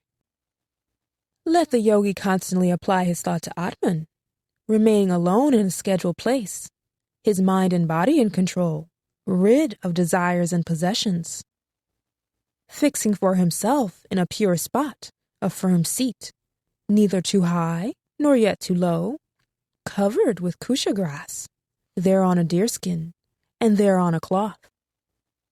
Sitting on that seat, with mind concentrated, the functions of thought and sense of control, he should set himself to the practice of yoga for the sake of self-purification, keeping himself steady, holding the trunk, the neck, and the head in a straight line and motionless, fixing his eye on the tip of his nose and looking not around. Tranquil in spirit, free from fear, holding his mind in control, the yogi should sit with all his thoughts on me, absorbed in me. The yogi who ever thus, with mind controlled, unites himself to Atman, wins the peace which culminates in nirvana, the peace that is in me. Yoga is not for him who eats too much, nor for him who fasts too much, neither for him who sleeps too much, nor yet for him who is too wakeful. To him who is disciplined in food and recreation, in effort in all activities, and in sleep and waking, yoga, discipline, becomes a relief from all ills. When one's thought, completely controlled, rests steadily on only Atman, when one is free from longing for all objects of desire, then one is called a yogin. As a taper in a windless spot flickers not, even so is a yogin, with his thought controlled, seeking to unite himself with Atman. Where thought curbed by the practice of yoga completely ceases, where a man sits content within himself, Atman having seen Atman, when he experiences that endless bliss beyond the senses, which can be grasped by reason alone, wherein established he swerves not from the truth, where he holds no other gain greater than that which he has gained, and where securely seated he is not shaken by any calamity, however great. That state should be known as yoga, union with the Supreme, the disunion from all union with pain. This yoga must one practice with firm resolve and unwearying zeal, shaking oneself completely free from longings, born of selfish purpose, reining in the whole host of senses, from all sides, with the mind itself. With reason held securely by the will, he should gradually attain calm, and with the mind established in Atman, think of nothing. Wherever the fickle and unsteady mind wanders, thence should it be reined, and brought under the sole sway of Atman. The yogin, cleansed of all stain, unites himself ever thus to Atman, easily enjoys the endless bliss of contact with Brahman. The man equipped with yoga looks on all with an impartial eye, seeing Atman in all beings, and all beings in Atman. He who sees me everywhere and everything in me never vanishes from me, nor I from him. The yogin, who anchored in unity, worships me, abiding in all beings, lives and moves in me, no matter how he lives and moves. So long as self subsists, the Supreme Self is absent. When self is extinguished, the Supreme Self is seen everywhere. He, who by likening himself with others, senses pleasure and pain equally for all as for himself, is deemed to be the highest yogi. Arjuna said, I do not see, O Madhusudana, how this yoga, based on the equal-mindedness that thou hast expounded to me, can steadily endure. For fickle is the mind, O Krishna, unruly, overpowering, and stubborn. To curb it is, I think, as hard as to curb the wind. The Lord said, Undoubtedly, the mind is fickle and hard to curb. Yet, O Kaunteya, it can be held in check by constant practice and dispassion. Without self-restraint, yoga, I hold, is difficult to attain. But the self-governed soul can attain it by proper means, if he strives for it. Arjuna said, If one possessed of faith, but slack of effort, because of his mind straying from yoga, reach not perfection in yoga, what end does he come to, O Krishna? Without a foothold, and floundering in the path to Brahman, fallen from both, is he indeed not lost? This my doubt, O Krishna, do thou dispel utterly, for there is to be found none other than thou to banish this doubt. The Lord said, Neither in this world nor in the next can there be ruin for him, O Partha. No well-doer, O loved one, meets with a sad end. Fallen from yoga, a man attains the worlds of righteous souls, and having dwelt there for numberless years, is then born in a house of pure and gentle blood. Or he may even be born into a family of yogins, though such birth as this is all too rare in this world. There, O Kurunandana, he discovers the intellectual stage he had reached in previous birth, and thence he stretches forward again towards perfection. By virtue of that previous practice he is born on, whether he will it or not. Even he with a desire to know yoga passes beyond the Vedic ritual. But the yogi who perseveres, cleansed of sin, perfected through many births, reaches the highest state. The yogin is deemed higher than the man of austerities. He is deemed also higher than the man of knowledge. Higher is he than the man engrossed in ritual. Therefore be thou a yogin, O Arjuna. And among all yogins, he who worships me with faith, his inmost self all wrapped in me, is deemed by me to be the best yogin. Thus ends the 6th chapter, entitled Dhyana Yoga, in the converse of Lord Krishna and Arjuna on the science of yoga in the Upanishad called the Bhagavad Gita. Chapter 7. With this chapter begins an exposition on the nature of reality and the secret of devotion. The Lord said, Hear, O Partha, how with thy mind riveted on me, by practicing yoga and making me the sole refuge, thou shalt without doubt know me fully. I will declare to thee in its entirety this knowledge, combined with discriminative knowledge, which when thou hast known, there remains here nothing more to be known. Among thousands of men hardly one strives after perfection. Among those who strive, hardly one knows me in truth. Earth, water, fire, air, ether, mind, reason, and ego. Thus eightfold is my Prakriti divided. This is my lower aspect. But know thou my other aspect, the higher, which is Jiva, the vital essence, by which, O Mahabahu, this world is sustained. Know that these two compose the source from which all beings spring. I am the origin and end of the entire universe. There is nothing higher than I, O Dhananjaya. All this is strung on me as a row of gems upon a thread. In water I am the savor. In the sun and the moon I am the light. The syllable Om in all the Vedas. The sound in ether and manliness in men. I am the sweet fragrance in earth, the brilliance in fire, the life in all beings, and the austerity in ascetics. Know me, O Partha, to be the primeval seed of all beings. I am the reason of rational beings, and the splendor of the splendid.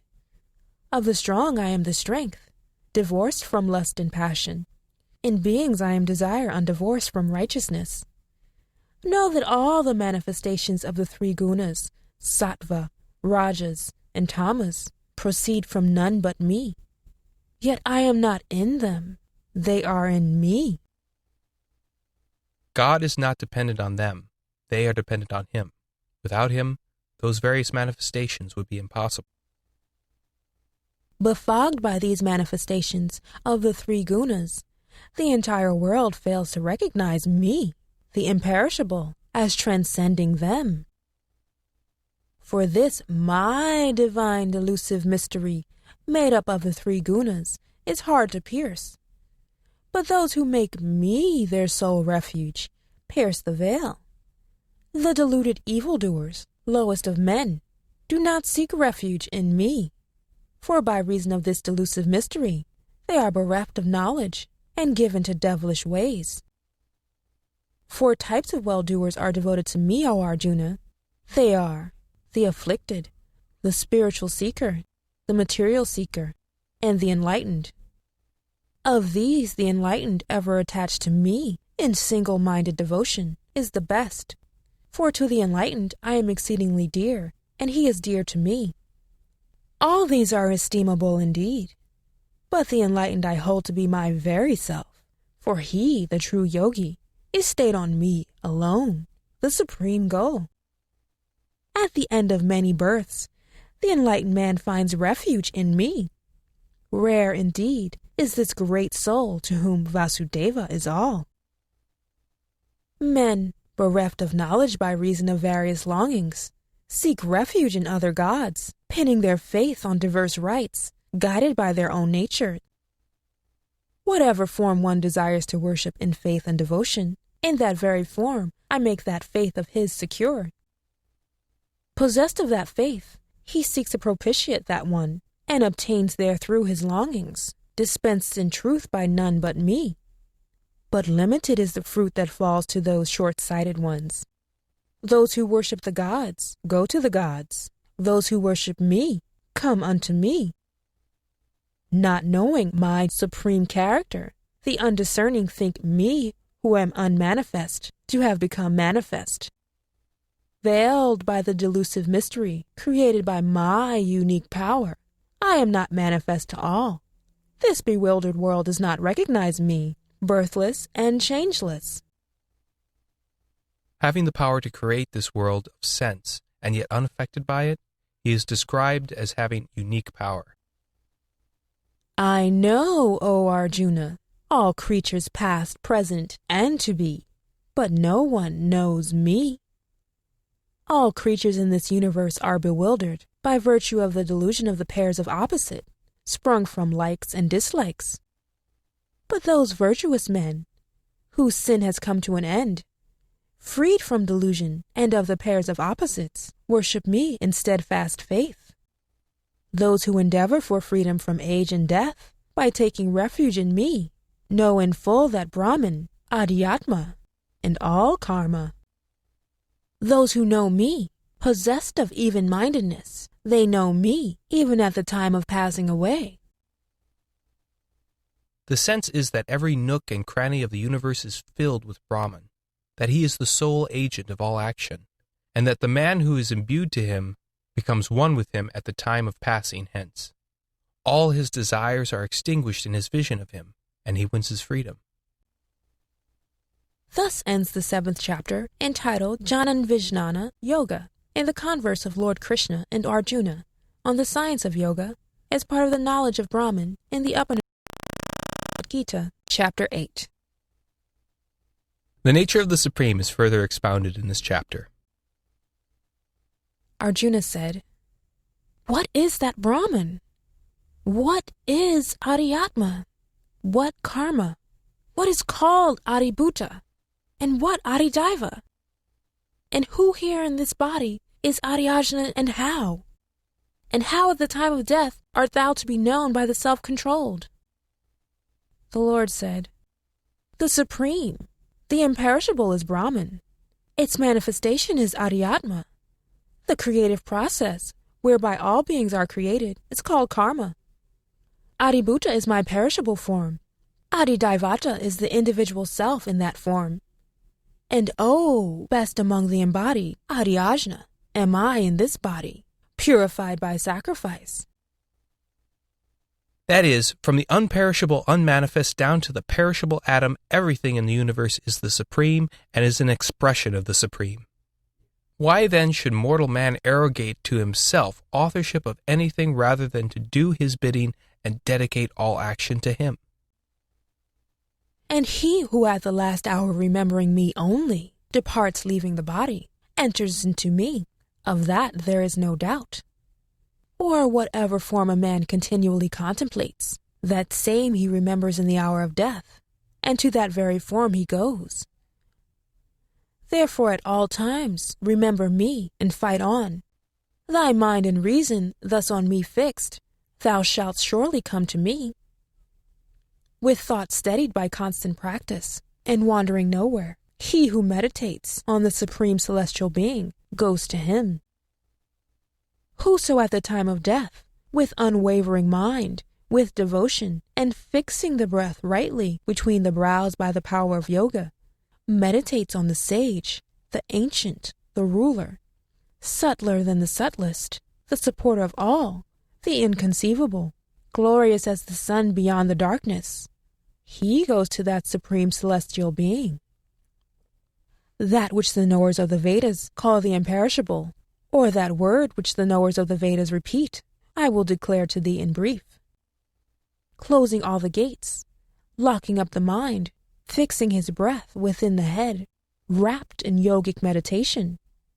Whoso departs leaving the body, uttering Om, Brahman in one syllable, repeatedly thinking on me, he reaches the highest state. That yogi easily wins to me, O Partha.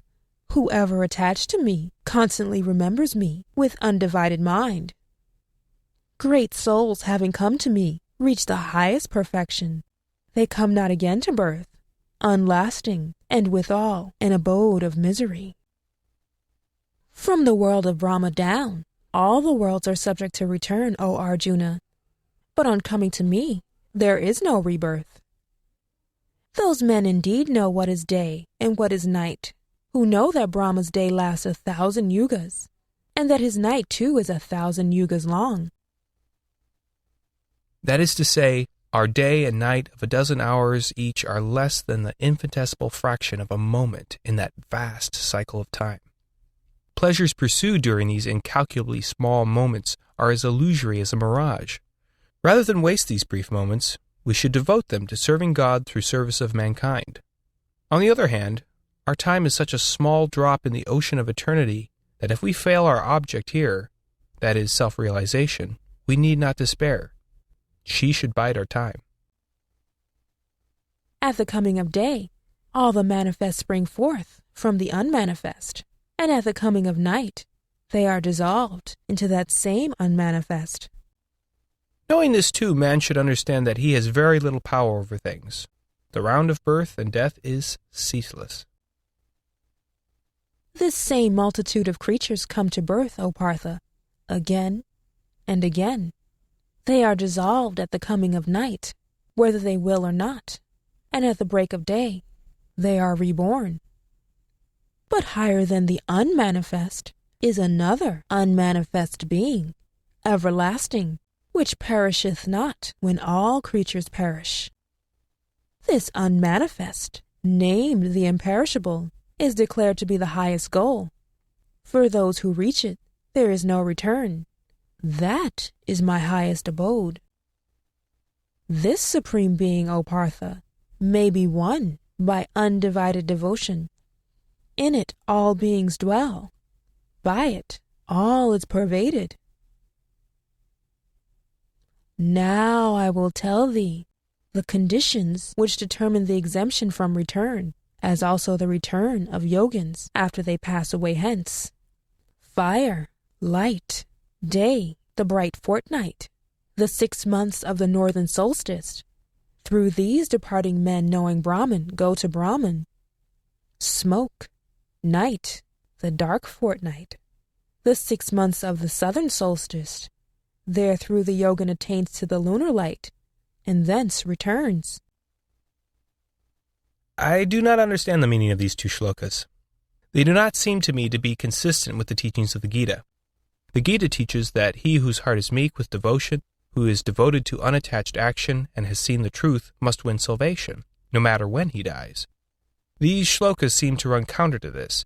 They may perhaps be stretched to mean broadly that a man of sacrifice, a man of light, a man who has known Brahman finds release from birth if he retains that enlightenment at the time of death, and that on the contrary, the man who has none of these attributes goes to the world of the moon, not at all lasting, and returns to birth.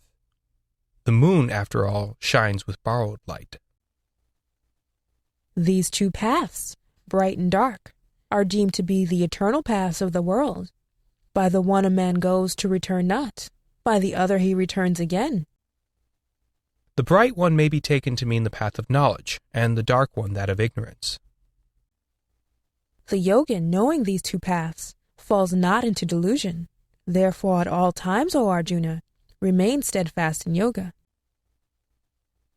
Will not fall into delusion means that he who knows the two paths, and has known the secret of even-mindedness, will not take the path of ignorance. Whatever fruit of good deeds is laid down, as accruing from a study of the Vedas, from sacrifices, austerities, and acts of charity, all that the yogin transcends on knowing this, and reaches the supreme and primal abode. He who has achieved even-mindedness by dint of devotion, knowledge, and service not only obtains the fruit of all his good actions, but also wins salvation. Thus ends the 8th chapter, entitled Brahma Yoga, in the converse of Lord Krishna and Arjuna on the science of yoga as part of the knowledge of Brahman in the Upanishad called the Bhagavad Gita. Chapter 9. This chapter reveals the glory of devotion. The Lord said, I will now declare to thee this mysterious knowledge, knowing which thou shalt be released from ill. This is the King of sciences, the King of mysteries, pure and sovereign, capable of direct comprehension, the essence of Dharma, easy to practice, changeless.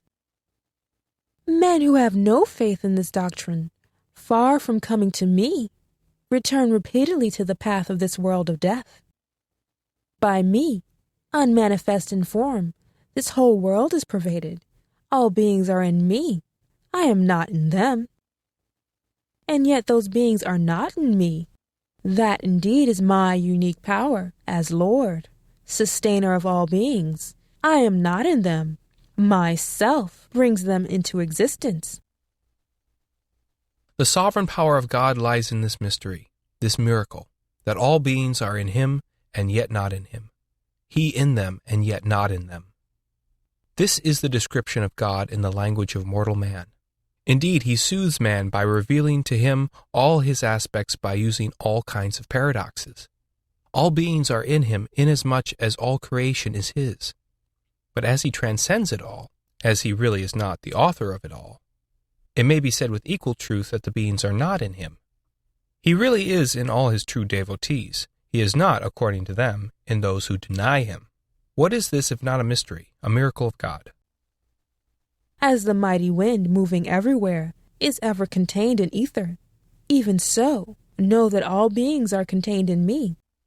All beings, O Kunteya, merge into my Prakriti at the end of a kalpa, and I send them forth again when a kalpa begins. Resorting to my Prakriti, I send forth again and again this multitude of beings, powerless under the sway of Prakriti. But all this activity does not bind me, seated as one indifferent, unattached to it. With me as presiding witness, Prakriti gives birth to all that moves and does not move. And because of this, O Kunteya, the wheel of the world keeps going. Not knowing my transcendent nature as the sovereign Lord of all beings, fools condemn me, incarnated as man. For they deny the existence of God and do not recognize the director in the human body.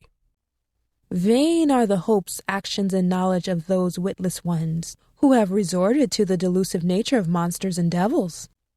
But those great souls who resort to the divine nature, O Partha, know me as the imperishable source of all beings, and worship me with an undivided mind. Always declaring my glory, striving in steadfast faith, they do me devout homage. Ever attached to me, they worship me. Yet others, with knowledge sacrifice, worship me, who am to be seen everywhere as one, as different, or as many. I am the sacrificial vow. I am the sacrifice. I the ancestral oblation. I the herb. I the sacred text. I the clarified butter. I the fire. I the burnt offering.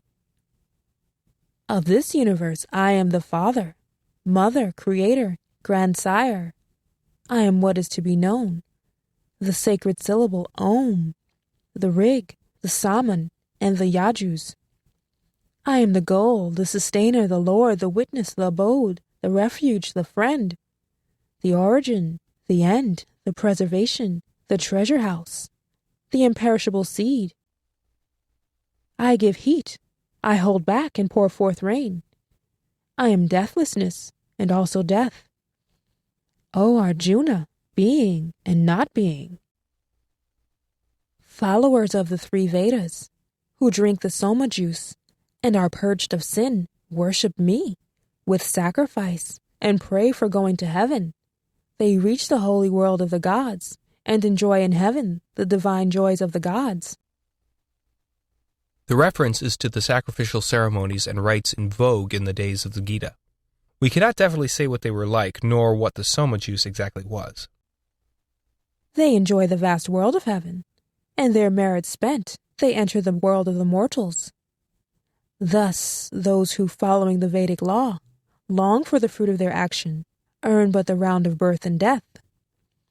As for those who worship me, thinking on me alone and nothing else, ever attached to me, I bear the burden of getting them what they need.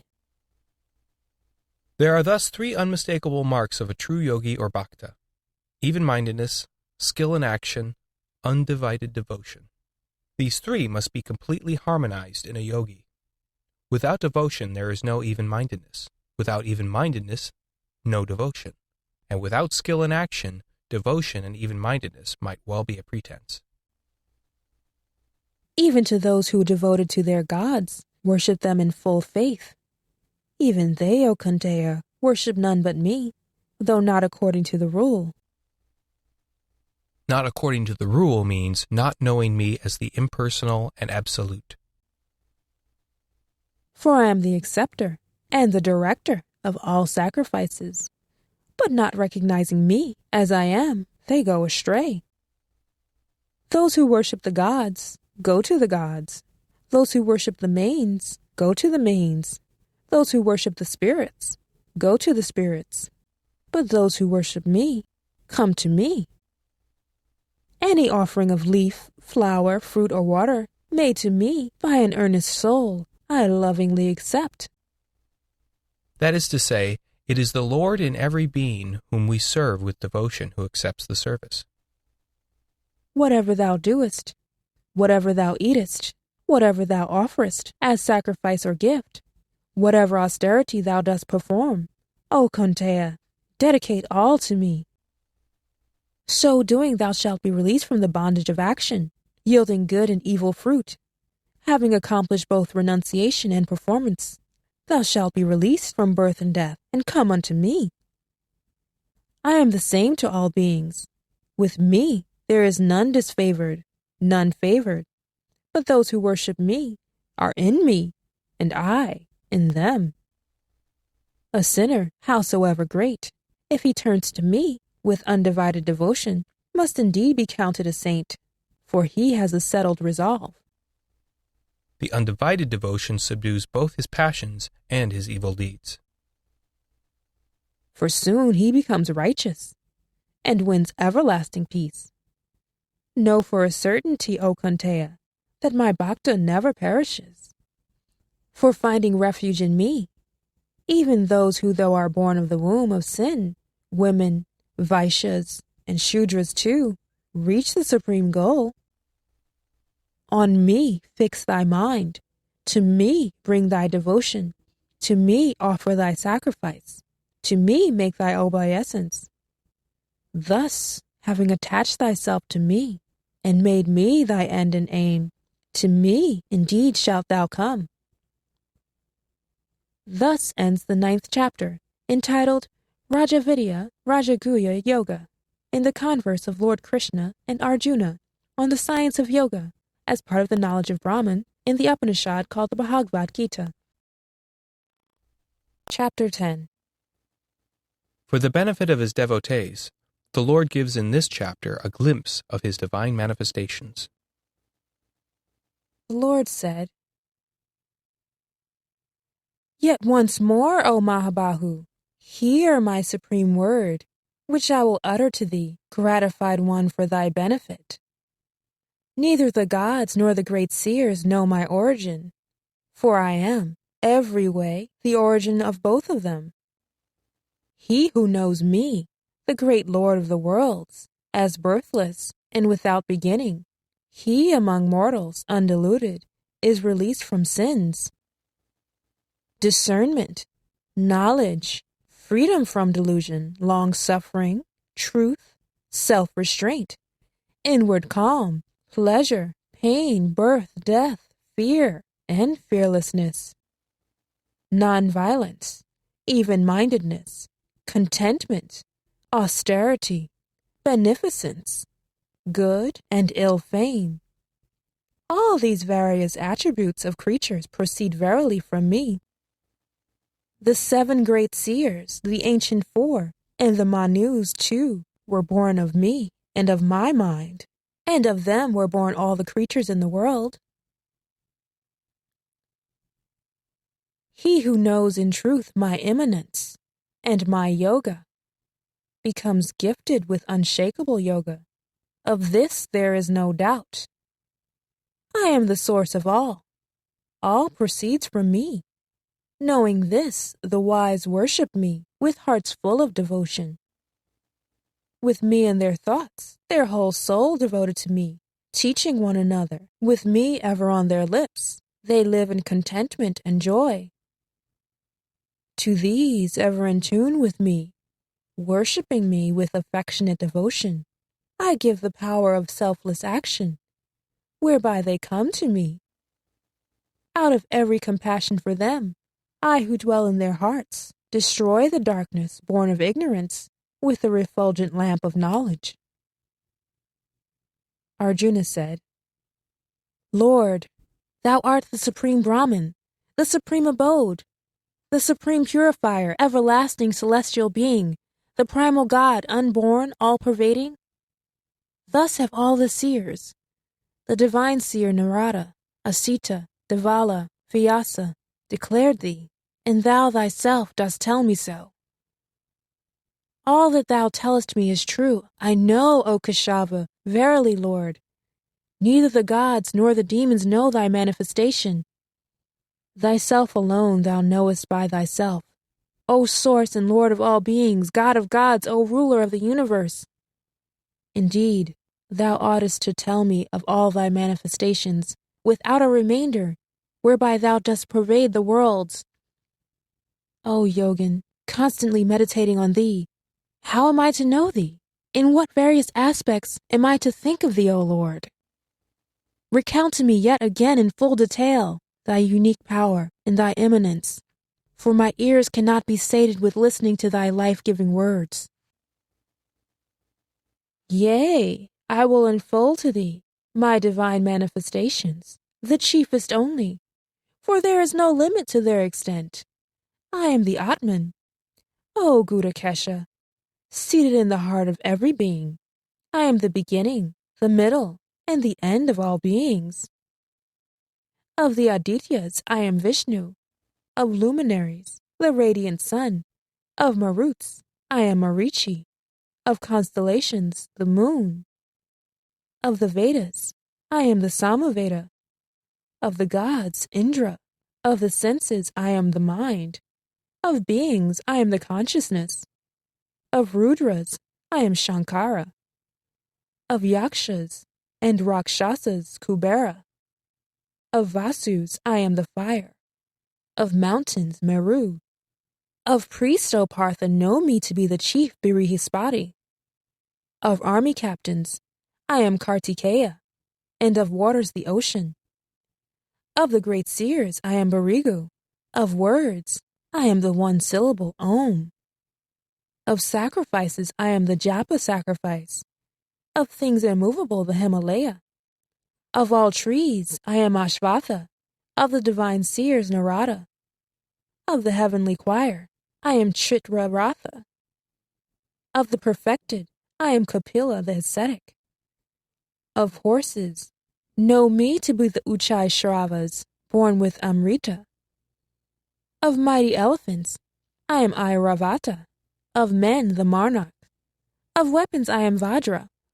Of cows, Kamadhenu. I am Kandarpa, the god of generation.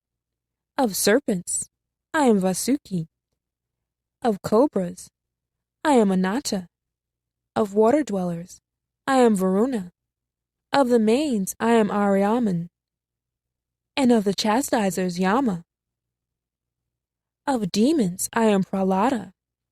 Of reckoners, the time. Of beasts, I am the lion. And of birds, Garuda. Of cleansing agents I am the wind. Of wielders of weapons Rama. Of fishes I am the crocodile. Of rivers the Ganges. Of creations I am the beginning, end, and middle, O Arjuna. Of sciences, the science of spiritual knowledge. Of debaters, the right argument. Of letters, the letter A. Of compounds I am the Dvandva.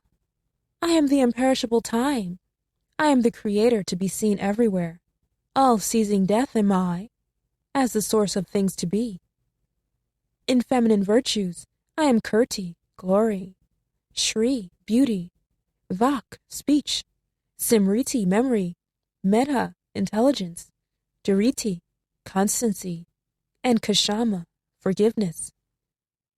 Of Saman hymns, I am Birihat Saman. Of meters, Gayatri. Of months, I am Margashirsha. Of seasons, the spring. Of deceivers, I am the dice play. Of the splendid, the splendor. I am victory. I am resolution. I am the goodness of the good. The dice player of deceivers need not alarm one, for the good and evil nature of things is not the matter in question. It is the directing and immanent power of God that is being described. Let the deceivers also know that they are under God's rule and judgment, and put away their pride and deceit. Of the Varishnis, I am Vasudeva. Of Pandavas, Dhananjaya. Of ascetics, I am Vyasa. And of seers, Ushanas. I am the rod of those that punish, the strategy of those seeking victory. Of secret things I am silence, and the knowledge of those that know. Whatever is the seed of every being, O Arjuna, that am I. There is nothing, whether moving or fixed, that can be without me. There is no end to my divine manifestations. What extent of them I have told thee now is only by way of illustration. Whatever is glorious, beautiful, and mighty, know thou that all such has issued from a fragment of my splendor. But why needest thou to learn this at great length, O Arjuna? With but a part of myself I stand upholding this universe. Thus ends the 10th chapter, entitled Vibhuti Yoga, in the converse of Lord Krishna and Arjuna on the science of yoga, as part of the knowledge of Brahman in the Upanishad called the Bhagavad Gita. Chapter 11. In this chapter, the Lord reveals to Arjuna's vision what Arjuna has heard with his ears, the universal form of the Lord. This chapter is a favorite with the Bhaktas. Here there is no argument, there is pure poetry. Its solemn music reverberates in one's ears, and it is not possible to tire of reading it again and again. Arjuna said, Out of thy grace towards me, thou hast told me the supreme mystery, revealing the knowledge of the Supreme. It has banished my delusion. Of the origin and destruction of beings, I have heard from thee in full detail, as also thy imperishable majesty, O Kamalapatraksha. Thou art indeed, as thou hast described thyself, Parameshvara. I do crave to behold now that form of thine as Ishvara. If, Lord, thou thinkest it possible for me to bear the sight, reveal to me thy imperishable form. The Lord said, Behold, O Partha, my forms divine in their hundreds and thousands, infinitely diverse, infinitely various in color and aspect. Behold the Adityas, the Vasus, the Rudras, the 2 Ashwins, the Maruts. Behold, O Bharata, numerous marvels never revealed before. Behold today, O Gudakesha, in my body the whole universe, moving and unmoving, all in one, and whatever else thou cravest to see. But thou canst not see me with thine own eyes. I give thee the eye divine. Behold my sovereign power. Sanjaya said, With these words, O king, the great lord of yoga, Hari, then revealed to Partha his supreme form as Ishvara. With many mouths and many eyes, many wondrous aspects, many divine ornaments, and many brandished weapons divine. wearing divine garlands and vestments, anointed with divine perfumes. It was the form of God, all marvelous, infinite, seen everywhere. Were the splendor of 1,000 suns to shoot forth all at once in the sky, that might perchance resemble the splendor of that mighty one. Then did Pandava see the whole universe, in its manifold divisions, gathered as one in the body of that God of gods. Then Dhananjaya, wonderstruck and thrilled in every fiber of his being, bowed low his head before the Lord, addressing him thus with folded hands. Arjuna said, "With thy form, O Lord, I see all the gods in the diverse multitudes of beings, the Lord Brahma on his lotus throne, and all the seers and serpents divine. With many arms and bellies, mouths and eyes, I see thy infinite form everywhere. Neither thy end, nor middle, nor beginning do I see, O Lord of the universe, universal formed. With crown and mace and disk, and massive effulgence gleaming everywhere I see thee. So dazzling to the sight, bright with the splendor of the fiery sun blazing from all sides, incomprehensible. Thou art the supreme, imperishable, worthy to be known. Thou art the final resting place of the universe. Thou art the changeless guardian of the eternal Dharma. Thou art, I believe, the everlasting being. Thou hast no beginning, middle, or end. Infinite is thy might, arms innumerable, for eyes the sun and the moon, thy mouth a blazing fire, overpowering the universe with thy radiance. By thee alone are filled the spaces between heaven and earth, and all the quarters. At the sight of this thy wondrous terrible form, the three worlds are sore oppressed. O Mahatman! Here too the multitudes of gods are seen to enter thee. Some awestruck praise thee with folded arms. The hosts of great seers and siddhas, all hail on their lips, hymn thee with songs of praise. The Rudras, Adityas, Vasus, Satyas, all the gods, twin Ashwins, Maruts, Mains, the host of Gandharvas, Yakshas, Asuras, and Siddhas, all gaze on thee in wonderment. At the sight of thy mighty form, O Mahabahu, many-mouthed with eyes, arms, thighs, and feet innumerable, with many vast bellies, terrible with many jaws. The worlds feel fearfully oppressed, and so do I.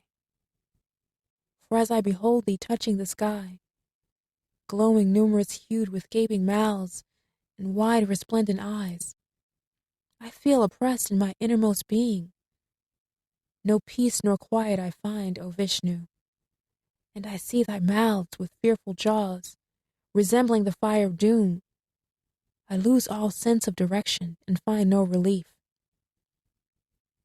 Be gracious, O Devesha, O Jaganivasa. All the sons of Dhritarashtra, and with them the crowd of kings, Bhishma, Drona, and that Karna too, as also our chief warriors, are hastening into the fearful jaws of thy terrible mouths. Some indeed caught between thy teeth are seen, their heads being crushed to atoms. As rivers in their numerous torrents run headlong to the sea, even so the heroes of the world of men rush into thy flaming mouths. As moths, fast flying, plunge into blazing fire, straight to their doom, even so these rush headlong into thy mouths, to their destruction, devouring all these from all sides. Thou lappest them with thy flaming tongues. Thy fierce rays blaze forth, filling the whole universe with their luster. Tell me, Lord, who thou art, so dread of form. Hail to thee, O Devavara, be gracious.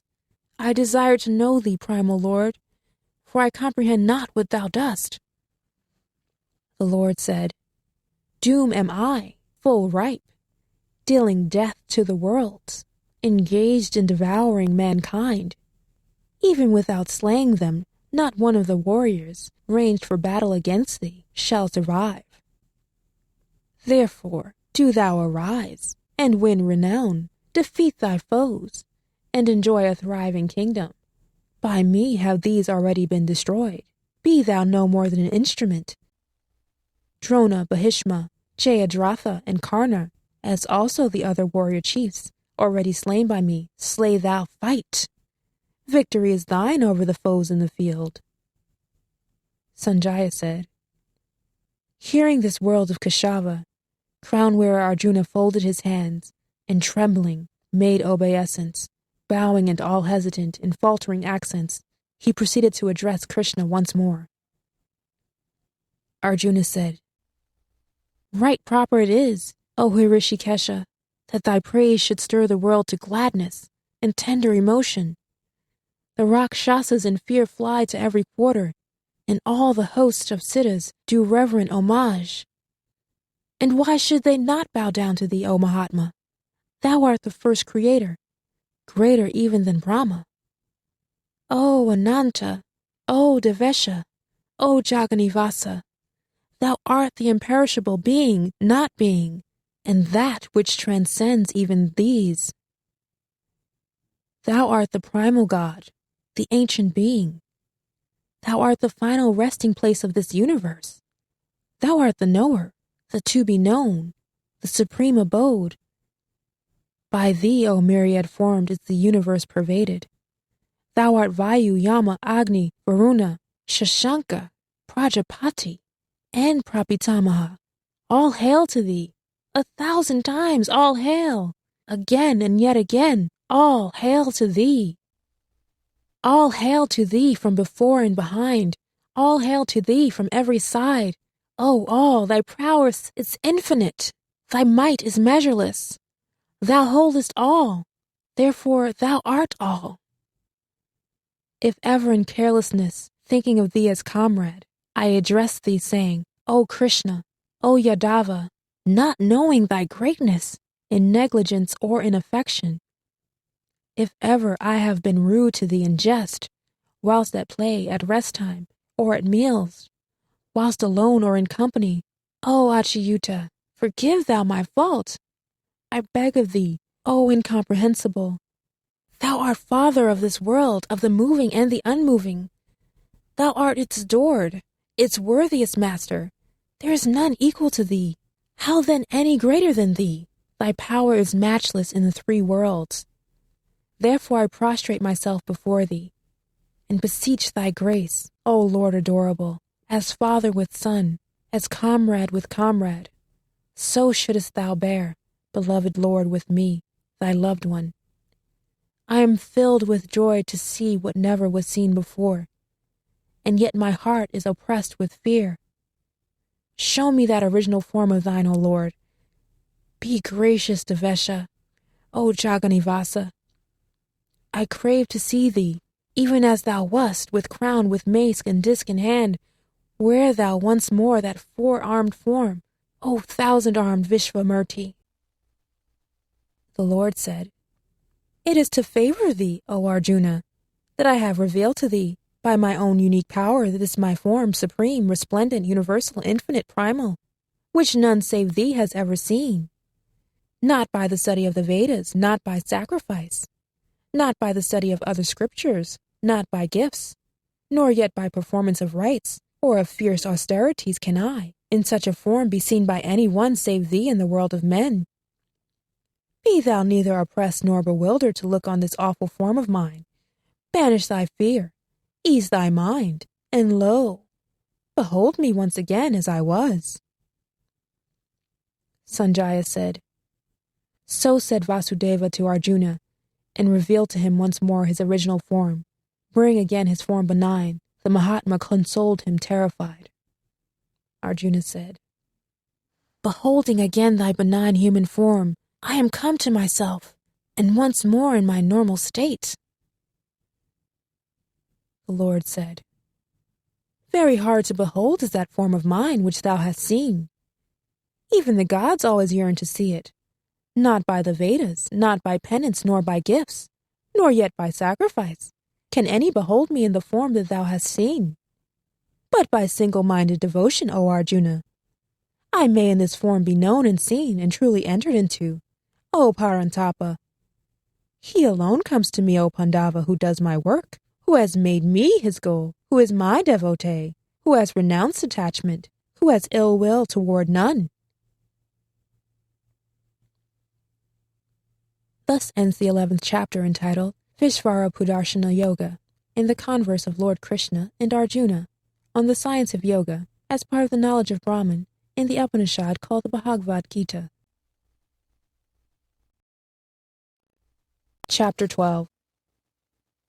Thus we see that vision of God is possible only through single-minded devotion.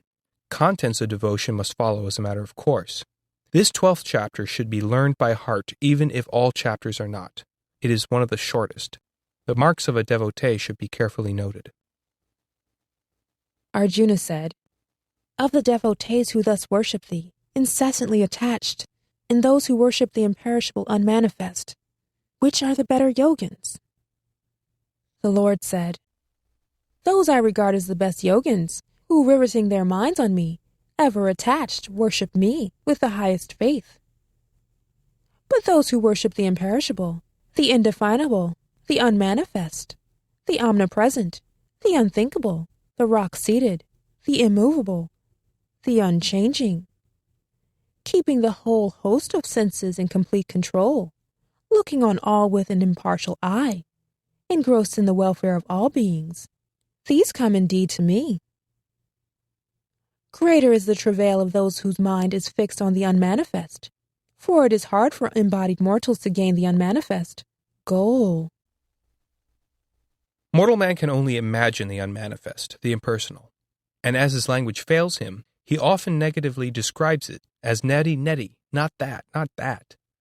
And so even iconoclasts are at bottom no better than idol worshippers.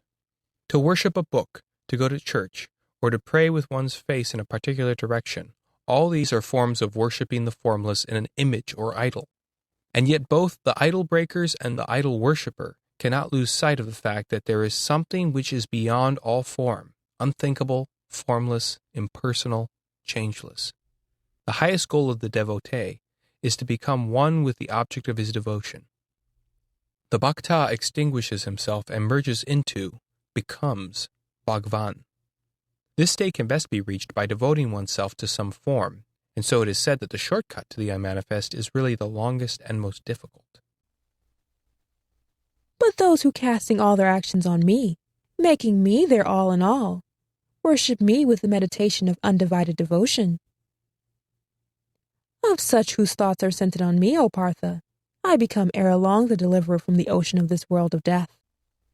On me set thy mind, on me rest thy conviction. Thus without doubt shalt thou remain only in me hereafter. If thou canst not set thy mind steadily on me, then by the method of constant practice, seek to win me, O Dhananjaya. If thou art also unequal to this method of constant practice, concentrate on service for me, even thus serving me, thou shalt attain perfection. If thou art unable even to do this, then dedicating all to me with mind controlled, abandon the fruit of action. Better is knowledge than practice.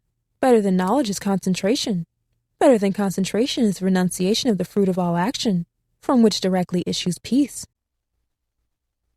Practice, abhyasa, is the practice of the yoga of meditation and control of psychic processes. Knowledge, jnana, is an intellectual effort. Concentration, dhyana, is devoted worship. If as a result of all this there is no renunciation of the fruit of action, practice is no practice, knowledge is no knowledge, and concentration is no concentration. Who has ill will towards none? Who is friendly and compassionate? Who has shed all thought of mine or I? Who regards pain and pleasure alike? Who is long-suffering? Who is ever content? Gifted with yoga, self-restrained, of firm conviction? Who has dedicated his mind and reason to me? That devotee bhakta of mine is dear to me. Who gives no trouble to the world, to whom the world causes no trouble? Who is free from exultation, resentment, fear, and vexation? That man is dear to me. Who expects naught? Who is pure, resourceful, unconcerned, untroubled, who indulges in no undertakings? That devotee of mine is dear to me. Who rejoices not, neither frets nor grieves, who covets not, who abandons both good and ill. That devotee of mine is dear to me. who is same to foe and friend, who regards alike respect and disrespect, cold and heat, pleasure and pain, who is free from attachment, who weighs in equal scale blame and praise, who is silent, content with whatever his lot, who owns no home, who is of steady mind, that devotee of mine is dear to me. They who follow this essence of Dharma, as I have told it with faith, keeping me as their goal, those devotees are exceeding dear to me. Thus ends the 12th chapter, entitled Bhakti Yoga, in the converse of Lord Krishna and Arjuna on the science of yoga, as part of the knowledge of Brahman, in the Upanishad, Chapter 13.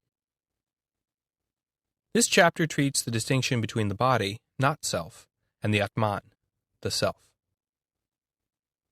The Lord said, "This body, O Kaunteya, is called the field. He who knows it is called a knower of the field by those who know. And understand me to be, O Bharata, the knower of the field in all the fields. And the knowledge of the field and the knower of the field I hold is true knowledge.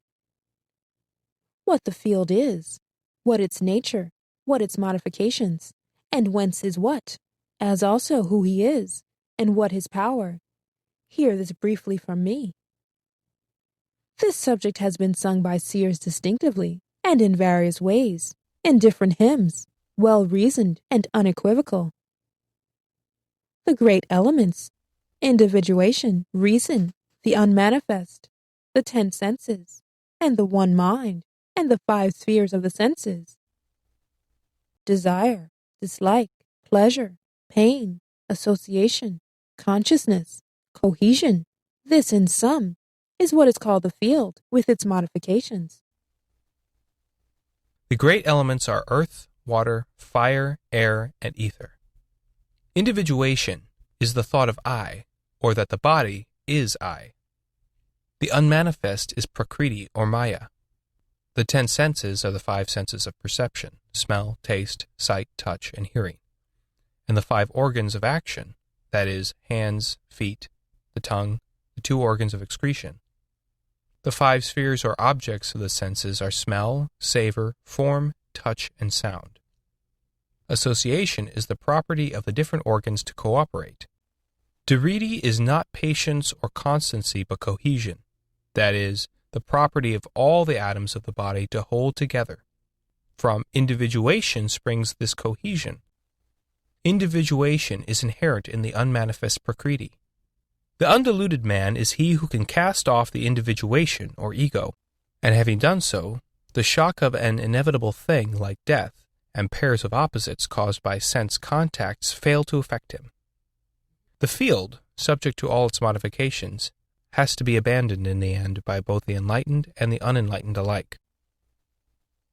Freedom from pride and pretentiousness, nonviolence, forgiveness, uprightness, service of the master, purity, steadfastness, self-restraint, aversion from sense objects, absence of conceit, realization of the painfulness and evil of birth, death, age, and disease, absence of attachment, refusal to be wrapped up in one's children, wife, home, and family, even-mindedness, whether good or ill befall, unwavering and all-exclusive devotion to me, resort to secluded spots, distaste for the haunts of men, settled conviction of the nature of the Atman, perception of the goal of the knowledge of truth.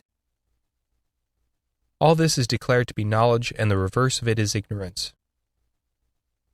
I will now expound to thee that which is to be known, and knowing which one enjoys immortality. It is the Supreme Brahman which has no beginning, which is called neither being nor non-being. The Supreme can be described neither as being nor as non-being. It is beyond definition or description, above all attributes. Everywhere having hands and feet, everywhere having eyes, heads, mouths, everywhere having ears, it abides embracing everything in the universe. Seeming to possess the functions of the senses, it is devoid of all the senses. It touches not, upholds all. Having no gunas, it experiences the gunas. Without all beings, yet within. Immovable yet moving.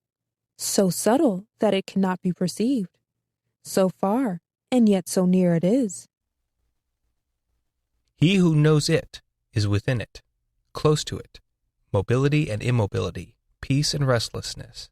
We owe to it, for it has motion and yet is motionless. Undivided, it seems to subsist divided in all beings, this Brahman.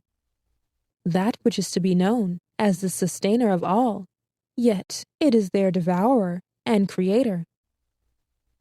Light of all lights, it is said to be beyond darkness. It is knowledge, the object of knowledge, to be gained only by knowledge. It is seated in the hearts of all.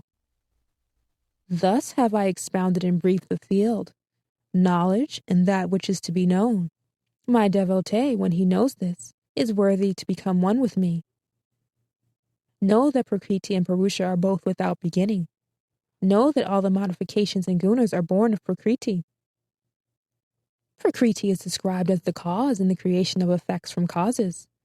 Purusha is described as the cause of the experiencing of pleasure and pain. For the Purusha, residing in Prakriti, experiences the gunas born in Prakriti. Attachment to these gunas is the cause of his birth in good or evil wombs.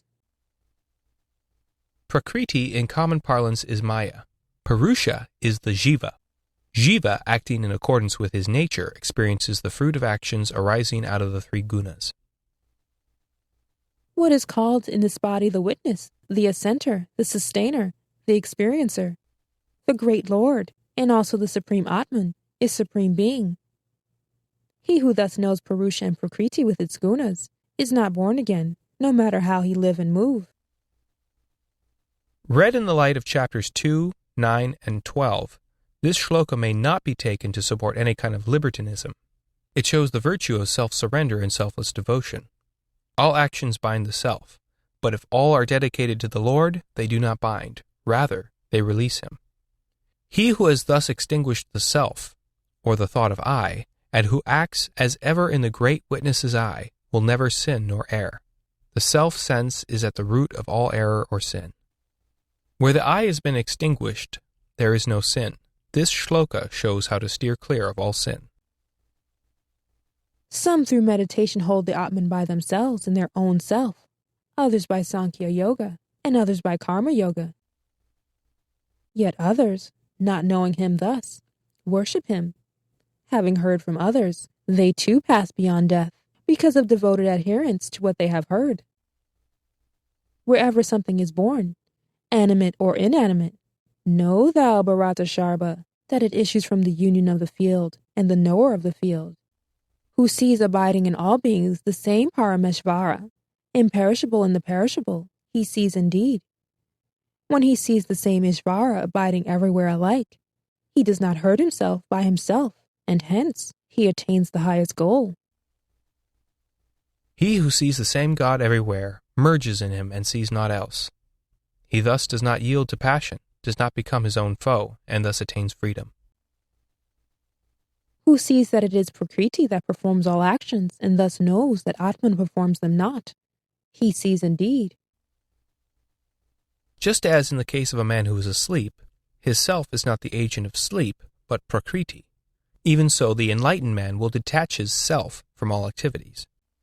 To the pure, everything is pure. Prakriti is not unchaste. It is when arrogant man takes her as wife that these twain passions is born. When he sees the diversity of beings as founded in unity, and the whole expanse issuing therefrom, then he attains to Brahman. To realize that everything rests in Brahman is to attain the state of Brahman. Then Jiva becomes Shiva. This is imperishable supreme Atman. Though residing in the body, acts not, and is not stained. For he has no beginning, and no gunas. As the all-pervading ether, by reason of its subtlety, is not soiled, even so Atman pervading every part of the body, is not soiled. As the sun illumines the whole universe, even so the master of the field illumines the whole field, O Bharata. Those who with the eyes of knowledge thus perceive the distinction between the field and the knower of the field and the secret of the release of beings from Prakriti, they attain to the supreme.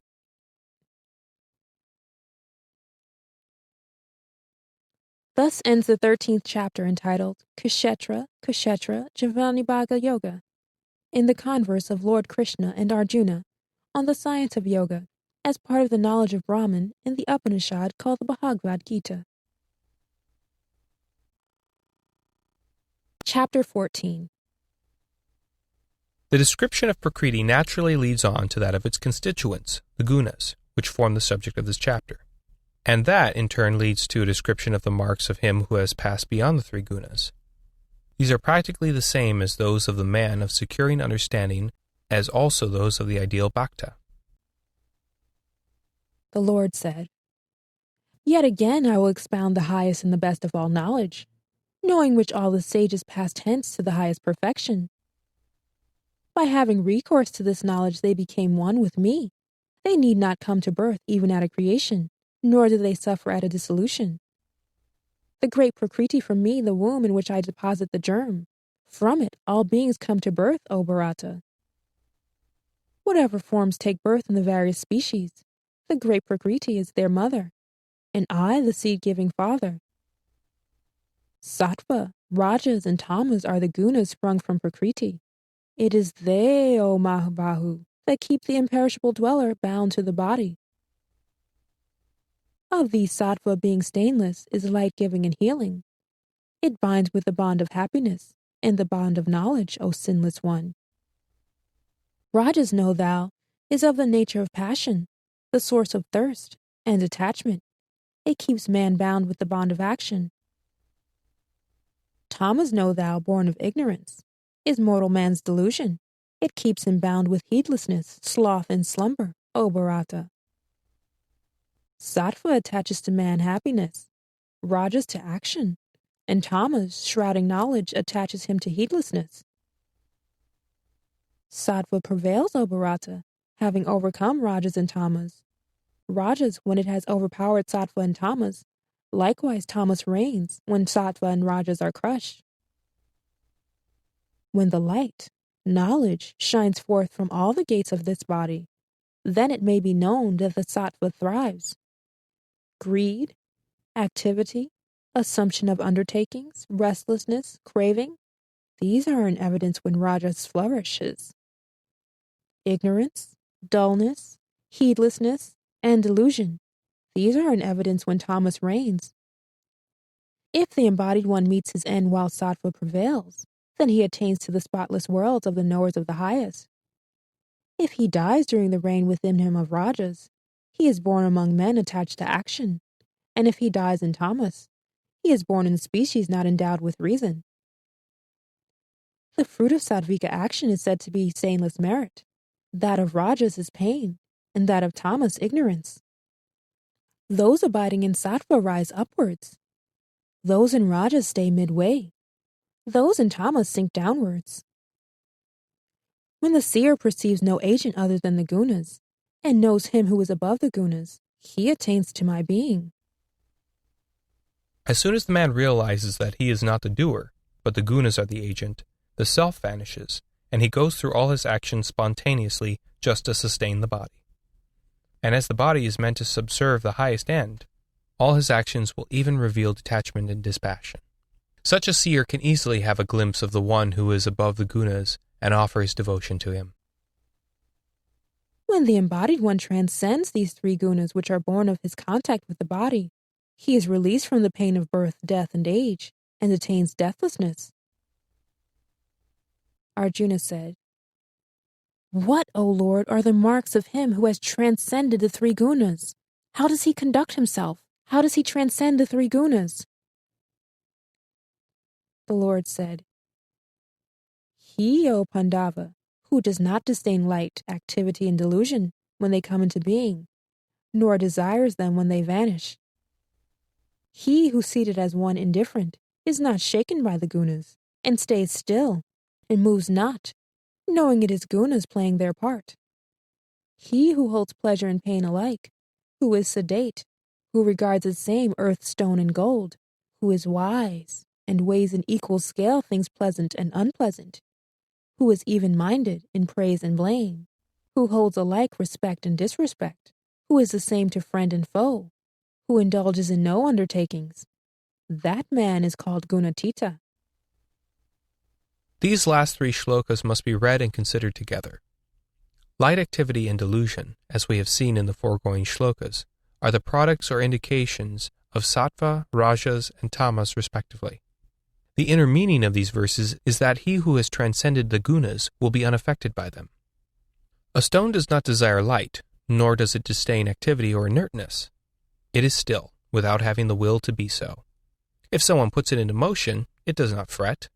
If again it is allowed to lie still, it does not feel that inertness or delusion has seized it. The difference between a stone and a gunatita is that the latter has full consciousness, and with full knowledge he shakes himself free from the bonds that bind the ordinary mortal. He has, as a result of his knowledge, achieved the purpose of a stone. Like a stone, he is the witness, but not the doer, of the activities of the gunas or the prakriti. Of such jnani, one may say that he is sitting still, unshaken in the knowledge that it is the gunas playing their parts. We who at every moment of our lives, acting as though we are the doers, can only imagine this state. We can hardly experience it. But we can hitch our wagon to that star and work our way closer and closer towards it by gradually withdrawing the self from our actions. A gunatita has experience of his own condition, but he cannot describe it, for he who can describe it ceases to be one. The moment he proceeds to do so, self peeps in. The peace and light and bustle and inertness of our common experience are illusory. The Gita itself has made it clear in so many words that the sattvika state is the one nearest that of a gunatita. Therefore everyone should strive to develop more and more sattva in himself, believing that someday he will reach the goal of the state of the gunatita. He who serves me in an unwavering and exclusive bhakti yoga transcends these gunas, and is worthy to become one with Brahman. For I am the very image of Brahman, changeless and deathless, as also of everlasting dharma and perfect bliss. Thus ends the 14th chapter entitled Gunatraya Vibhaga Yoga, in the converse of Lord Krishna and Arjuna on the science of yoga as part of the knowledge of Brahman in the Upanishad called the Bhagavad Gita. Chapter 15. This chapter deals with the supreme form of the Lord, transcending kshara, perishable, and akshara, imperishable. The Lord said, with the root above and branches below, the Ashvatha tree, they say, is impossible. It has Vedic hymns for its leaves. He who knows it knows the Vedas. Shva means tomorrow, and Ashvatha means that which will not last even until tomorrow. That is, the world of sense which is every moment in a state of flux. But even though it is perpetually changing, at its root is Brahman, or the Supreme. It has for its protection and support the leaves of the Vedic hymns, that is, the Dharma. He who knows the world of sense as such and who knows the Dharma is the real jnani. That man has really known the Vedas. Above all, and below its branches spread, blossoming because of the gunas, having for their shoots the sense objects. Deep down in the world of men are ramified its roots, in the shape of the consequences of action. This is the description of the tree of the world of sense as the unenlightened see it. They fail to discover its root above in Brahman, and so they are always attached to the objects of sense. They water the tree with the 3 gunas and remain bound to karman in the world of man. Its form as such is not here perceived. Neither is its end, nor beginning, nor basis.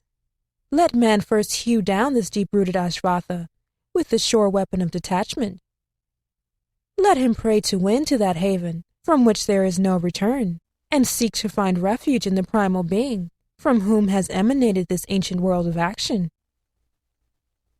Detachment here means dispassion, aversion to the objects of the senses.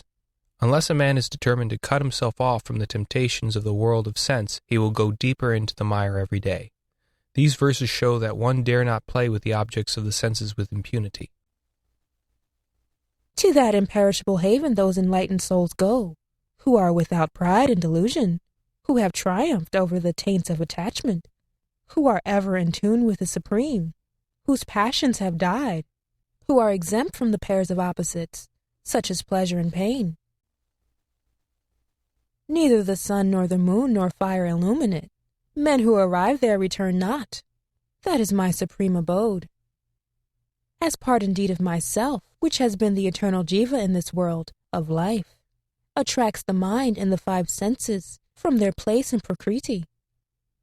When the master of the body acquires a body and discards it, he carries these with him wherever he goes, even as the wind carries scents from flower beds.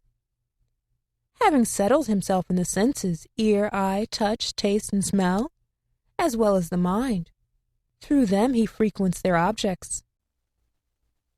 These objects are the natural objects of the senses. The frequenting or enjoyment of these would be tainted if there were a sense of I about it. Otherwise it is pure, even as a child's enjoyment of these objects is innocent. The deluded perceive him not, as he leaves or settles in a body, or enjoys sense objects in association with the gunas. It is those endowed with the eye of knowledge who alone see him. Yogins who strive see him seated in themselves, the witless ones who have not cleansed themselves to see him not, even though they strive. This does not conflict with the covenant that God has made even with the sinner in chapter 9. Akratatman, who has not cleansed himself, means one who has no devotion in him, who has not made up his mind to purify himself. The most confirmed sinner, if he has humility enough to seek refuge and surrender to God, purifies himself and succeeds in finding him. Those who do not care to observe the cardinal and the casual vows, and expect to find God through bare intellectual exercises are witless, godless. They will not find him. The light in the sun which illumines the whole universe, and which is in the moon and in fire, that light, know thou, is mine.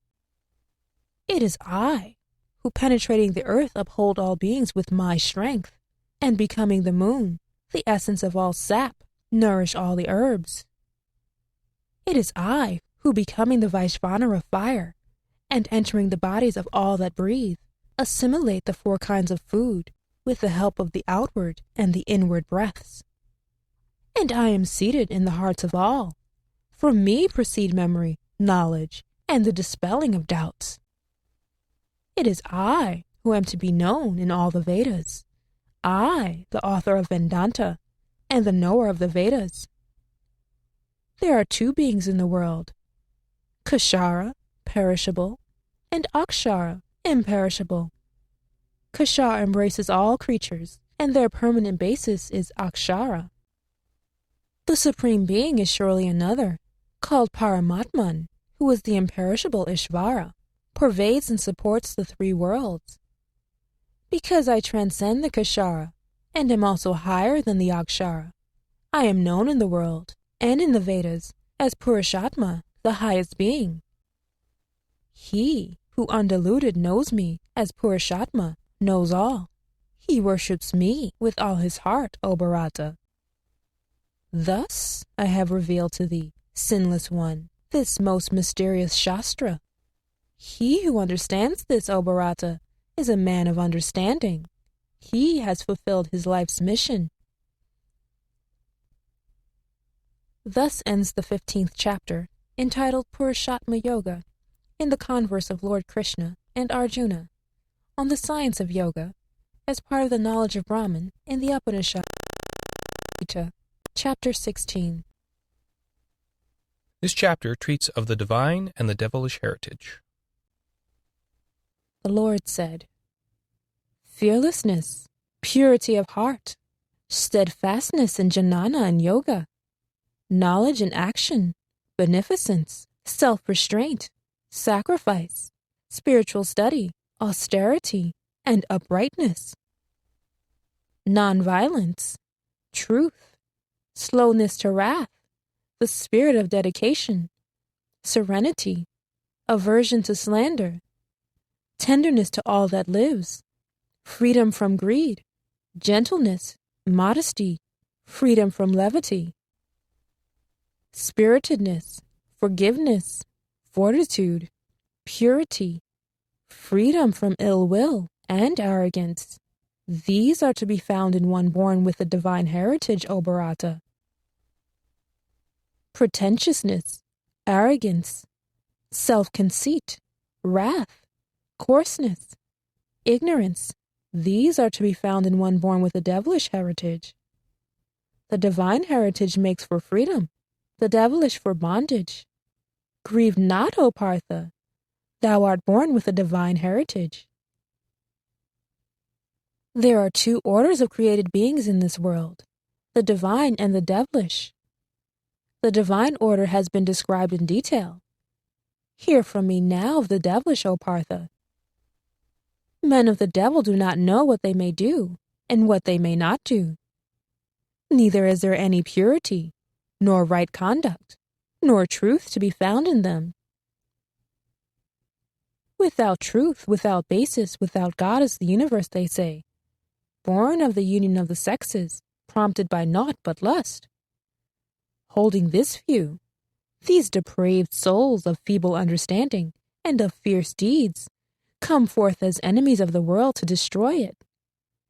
Given to insatiable lust, possessed by pretentiousness, arrogance, and conceit, they seize wicked purposes in their delusion and go about pledged to unclean deeds.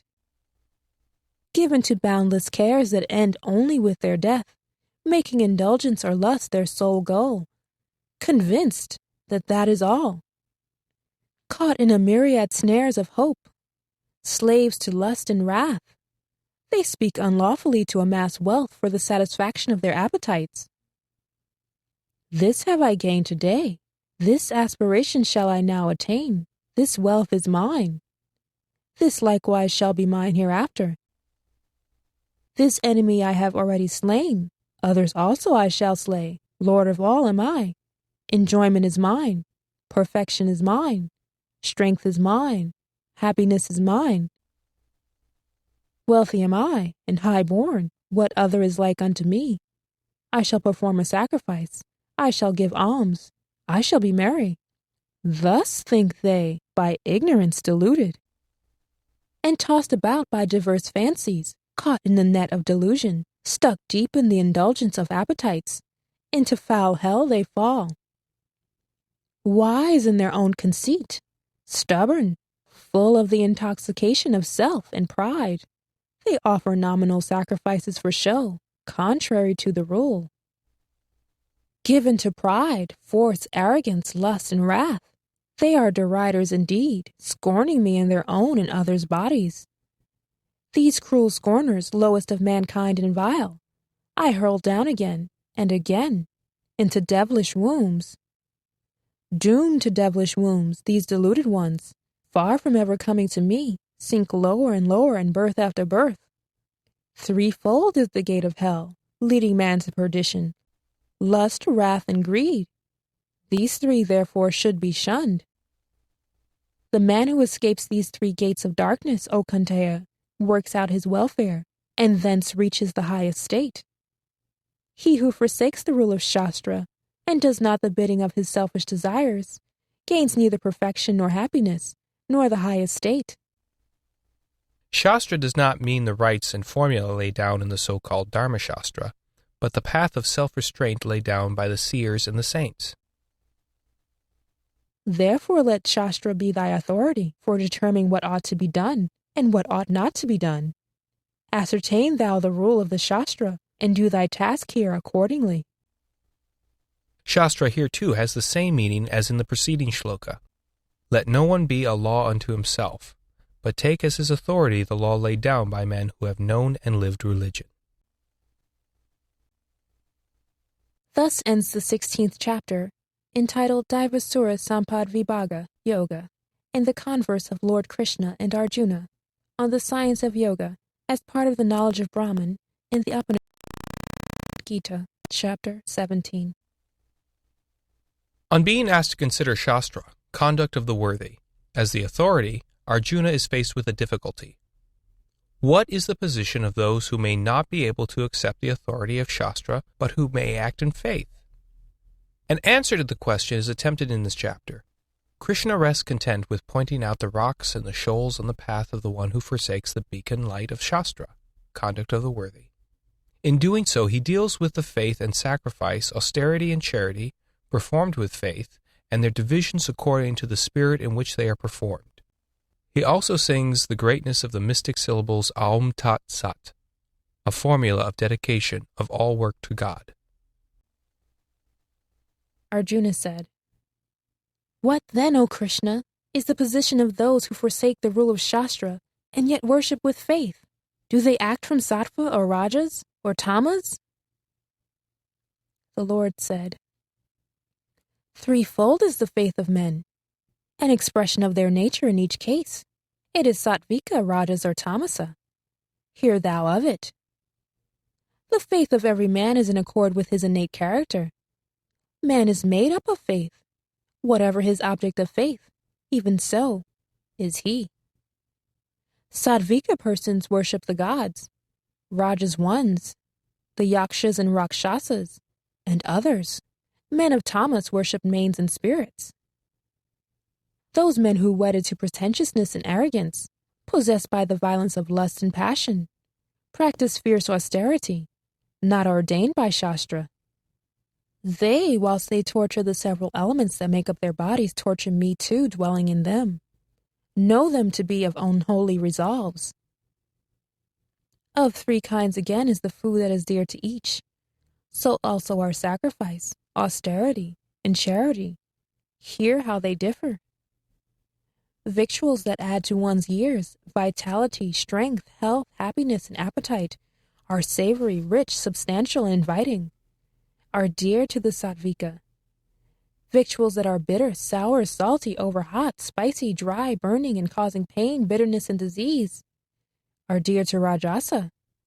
Food which has become cold, insipid, putrid, stale, discarded, and unfit for sacrifice, is dear to the tamasa. That sacrifice is sattvika, which is willingly offered as a duty without desire for fruit, and according to the rule. But when sacrifice is offered with an eye to fruit and for vainglory, know, O Bharatashtra, that it is rajasa. Sacrifice, which is contrary to the rule, which produces no food, which lacks the sacred texts, which involves no giving up, which is devoid of faith, is said to be tamasa. Homage to the gods, to brahmanas, to gurus, and to wise men, cleanliness, uprightness, brahmacharya, and nonviolence. These constitute austerity, tapas of the body. Words that cause no hurt, that are true loving and helpful, constitute austerity of speech. Serenity, benignity, silence, self-restraint, and purity of the spirit. These constitute austerity of the mind. This threefold austerity practiced in perfect faith by men not desirous of fruit and disciplined is said to be sattvika. Austerity which is practiced with an eye to gain praise, honor, and homage, and for ostentation, is said to be rajasa. It is fleeting and unstable. Austerity which is practiced from any foolish obsession, either to torture oneself or to procure another's ruin, is called tamasa. Charity, given as a matter of duty without expectation of any return, at the right place and time, and to the right person, is said to be sattvika. Charity which is given either in hope of receiving in return, or with a view of winning merit, or grudgingly, is declared to be rajasa. Charity given at the wrong place and time, and to the undeserving recipient disrespectfully and with contempt, is declared to be tamasa. Om Tat Sat has been declared to be the threefold name of Brahman, and by that name were created of old the Brahmanas, the Vedas, and sacrifices.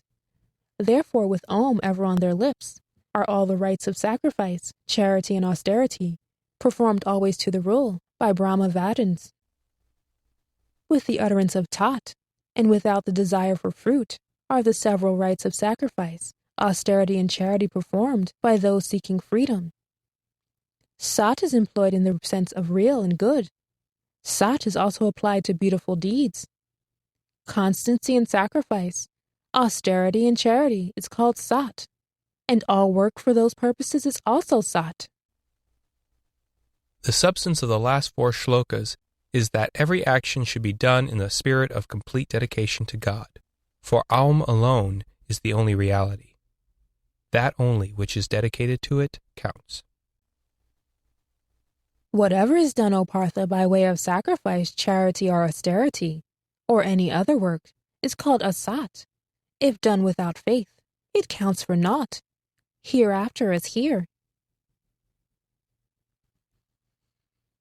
Thus ends the 17th chapter, entitled Shraddha Vibhaga Yoga, in the converse of Lord Krishna and Arjuna on the science of yoga, as part of the knowledge of Brahman in the Upanishad Gita, Chapter 18. This concluding chapter sums up the teaching of the Gita. It may be said to be summed up in the following: abandon all duties and come to me, the only refuge. That is true renunciation. But abandonment of all duties does not mean abandonment of actions. It means abandonment for the desire for fruit. Even the highest act of service must be dedicated to him without the desire. That is the tyaga, abandonment. That is the sannyasa, renunciation. Arjuna said, Mahabahu, I would fain learn severally the secret of sannyasa and of tyaga. O Hrishikesha, O Keshinishudana. The Lord said, renunciation of actions, springing from selfish desire, is known as sannyasa by the seers. Abandonment of the fruit of all action is called tyaga by the wise. Some thoughtful persons say, all action should be abandoned as in evil. Others say, action for sacrifice, charity, and austerity should not be relinquished. Hear my decision in this matter of tyaga, O Bharata Sattama, for tyaga too, O mightiest of men, has been described to be of 3 kinds. Action for sacrifice, charity, and austerity may not be abandoned. It must needs be performed. Sacrifice, charity, and austerity are purifiers of the wise. But even these actions should be performed abandoning all attachment and fruit. Such, O Partha, is my best and considered opinion. It is not right to renounce one's allotted task. Its abandonment from delusion is said to be tamasa. He who abandons action, deeming it painful, and for fear of straining his limbs, he will never gain the fruit of abandonment, for his abandonment is rajasa. But when an allotted task is performed from a sense of duty, and with abandonment of attachment and fruit, O Arjuna, that abandonment is deemed to be sattvika. Neither does he disdain unpleasant action, nor does he cling to pleasant action. This wise man follows sattva, who practices abandonment, and who has shaken off all doubts. For the embodied one cannot completely abandon action, but he who abandons the fruit of action is named a tyagi.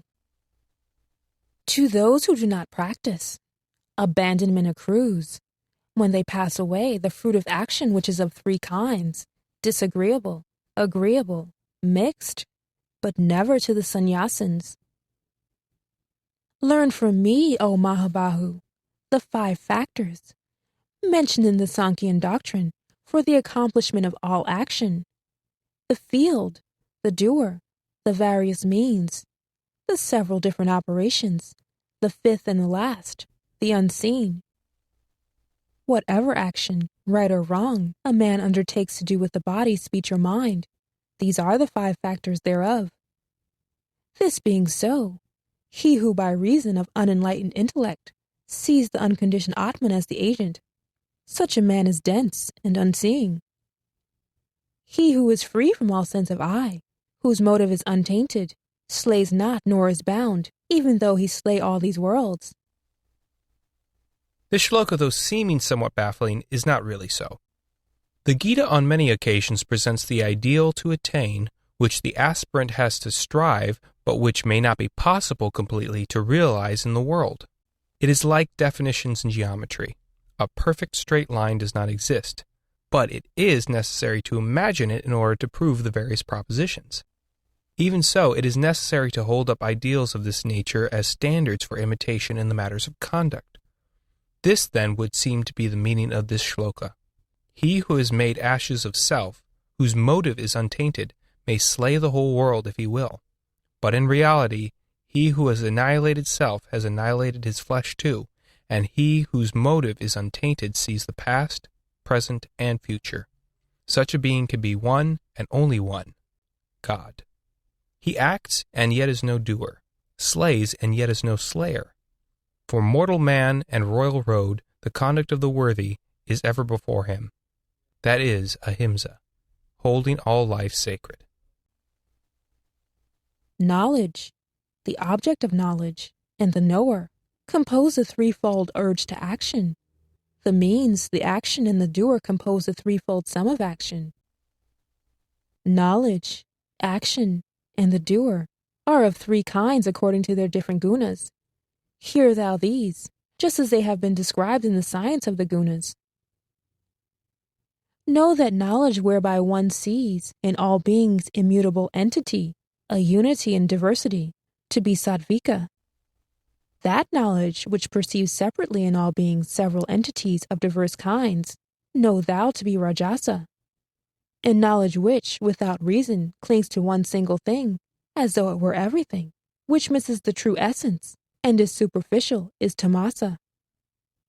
That action is called sattvika, which, being one's allotted task, is performed without attachment, without like or dislike, and without a desire for fruit. That action, which is prompted by the desire for fruit, or by the thought of I, and which involves much dissipation of energy, is called rajasa. That action which is blindly undertaken, without any regard to capacity and consequences, involving loss and hurt, is called tamasa. That doer is called sattvika, who has shed all attachment, all thought of I, who is filled with firmness and zeal, and who recks neither success nor failure. That doer is said to be rajasa, who is passionate, desirous of the fruit of action, greedy, violent, unclean, and moved by joy and sorrow. That doer is called tamasa, who is undisciplined, vulgar, stubborn, knavish, spiteful, indolent, woebegone, and dilatory. Hear now, O Dhananjaya, detailed fully and severally, the threefold division of understanding and will according to their gunas. That understanding, O Partha, is sattvika, which knows action from inaction, what ought to be done from what ought not to be done, fear from fearlessness, and bondage from release. That understanding, O Partha, is rajasa, which decides erroneously between right and wrong, between what ought to be done and what ought not to be done. That understanding, O Partha, is tamasa, which, shrouded in darkness, thinks wrong to be right, and mistakes everything for its reverse. That will, O Partha, is sattvika, which maintains an unbroken harmony between the activities of the mind, the vital energies, and the senses. That will, O Partha, is rajasa, which clings with attachment to righteousness, desire, and wealth, desirous of fruit in each case. That will, O Partha, is tamasa, whereby insensate man does not abandon sleep, fear, grief, despair, and self-conceit. Hear now from me, O Bharatashaba, the three kinds of pleasure. Pleasure which is enjoyed only by repeated practice and which puts an end to pain. Which in its inception is as poison, but in the end as nectar, born of the serene realization of the true nature of Atman. That pleasure is said to be sattvika. That pleasure is called rajasa, which, arising from the contact of the senses with their objects, is at first as nectar, but in the end like poison. That pleasure is called tamasa, which, arising from sleep and sloth and heedlessness, stupefies the soul both at first and in the end.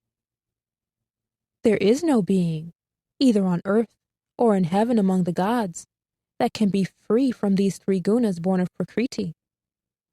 The duties of Brahmanas, Kshatriyas, Vaishyas, and Shudras are distributed according to their innate qualifications, O Parantapa. Serenity, self-restraint, austerity, purity, forgiveness, uprightness, knowledge, and discriminative knowledge, faith in God, are the Brahmana's natural duties. Valor, spiritedness, constancy, resourcefulness, not fleeing from battle, generosity, and the capacity to rule are the natural duties of Kshatriya. Tilling the soil, protection of the cow, and commerce are the natural functions of a Vaishya, while service is the natural duty of a Shudra. Each man, by complete absorption in the performance of his duty, wins perfection. Hear now how he wins such perfection by devotion to that duty. By offering the worship of his duty to him, who is the moving spirit of all beings, and by whom all this is pervaded, man wins perfection. Better one's own duty, though uninviting, than another's which may be more easily performed. Doing duty which accords with one's nature, one incurs no sin. The central teaching of the Gita is detachment, abandonment of the fruit of action. And there would be no room for this abandonment if one were to prefer another's duty to one's own. Therefore, one's own duty is said to be better than another's. It is the spirit in which the duty is done that matters, and its unattached performance is its own reward. One should not abandon, O Kunteya, that duty to which one is born, imperfect though it be.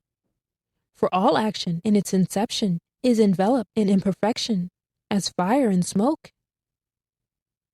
He who has weaned himself of all kinds, who is master of himself, who is dead to desire, attains through renunciation the perfection of freedom from action. Learn from me in brief, O Kunteya, how he who has gained this perfection attains to Brahman, the supreme consummation of knowledge. Equipped with purified understanding, restraining the self with firm will, abandoning sound and other objects of the senses, putting aside likes and dislikes, living in solitude, spare in diet, restrained in speech, body and mind, ever absorbed in dhyana yoga, anchored in dispassion, without pride, violence, arrogance, lust, wrath, possession.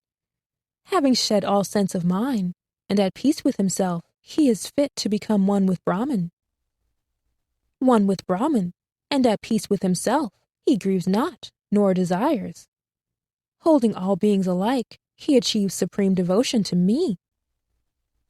By devotion he realizes in truth how great I am, who I am, and having known me, in reality, he enters into me.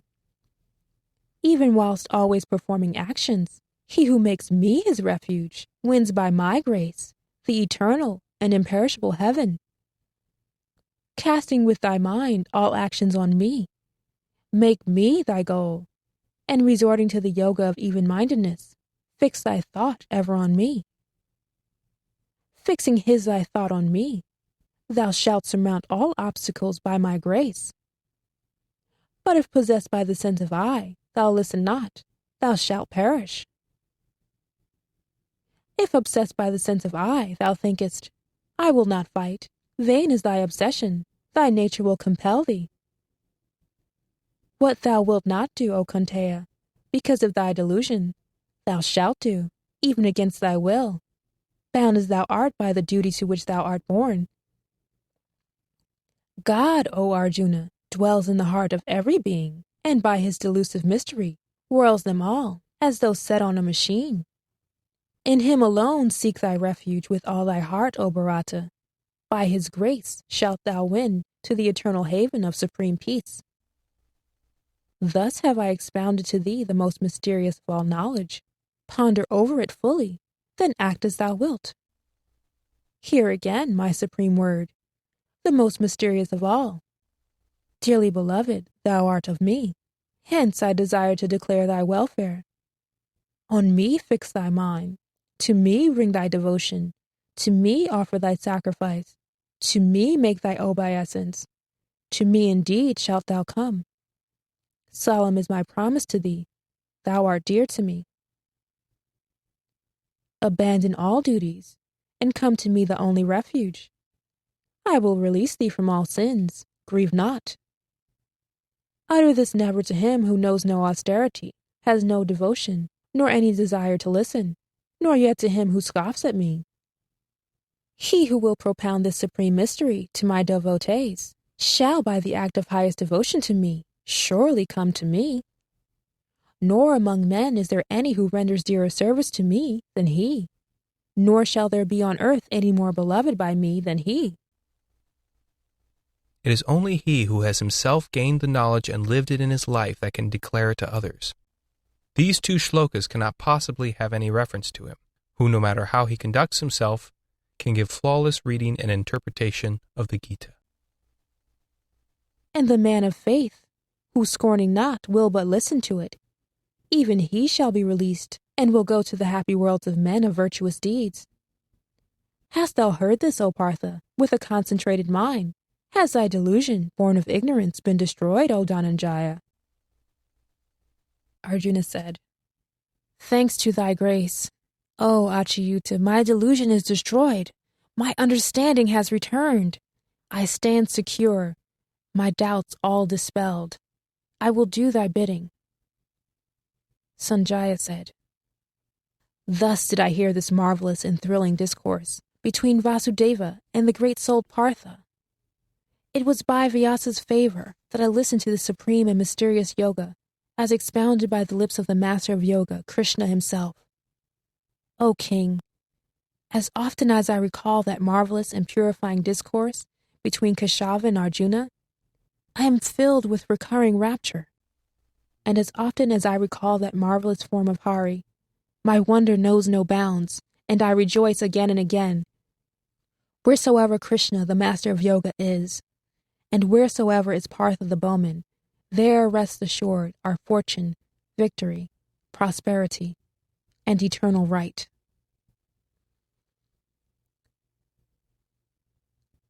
Thus ends the 18th chapter, entitled Sannyasa Yoga, in the converse of Lord Krishna and Arjuna on the science of yoga as part of the knowledge of Brahman in the Upanishad called the Bhagavad Gita.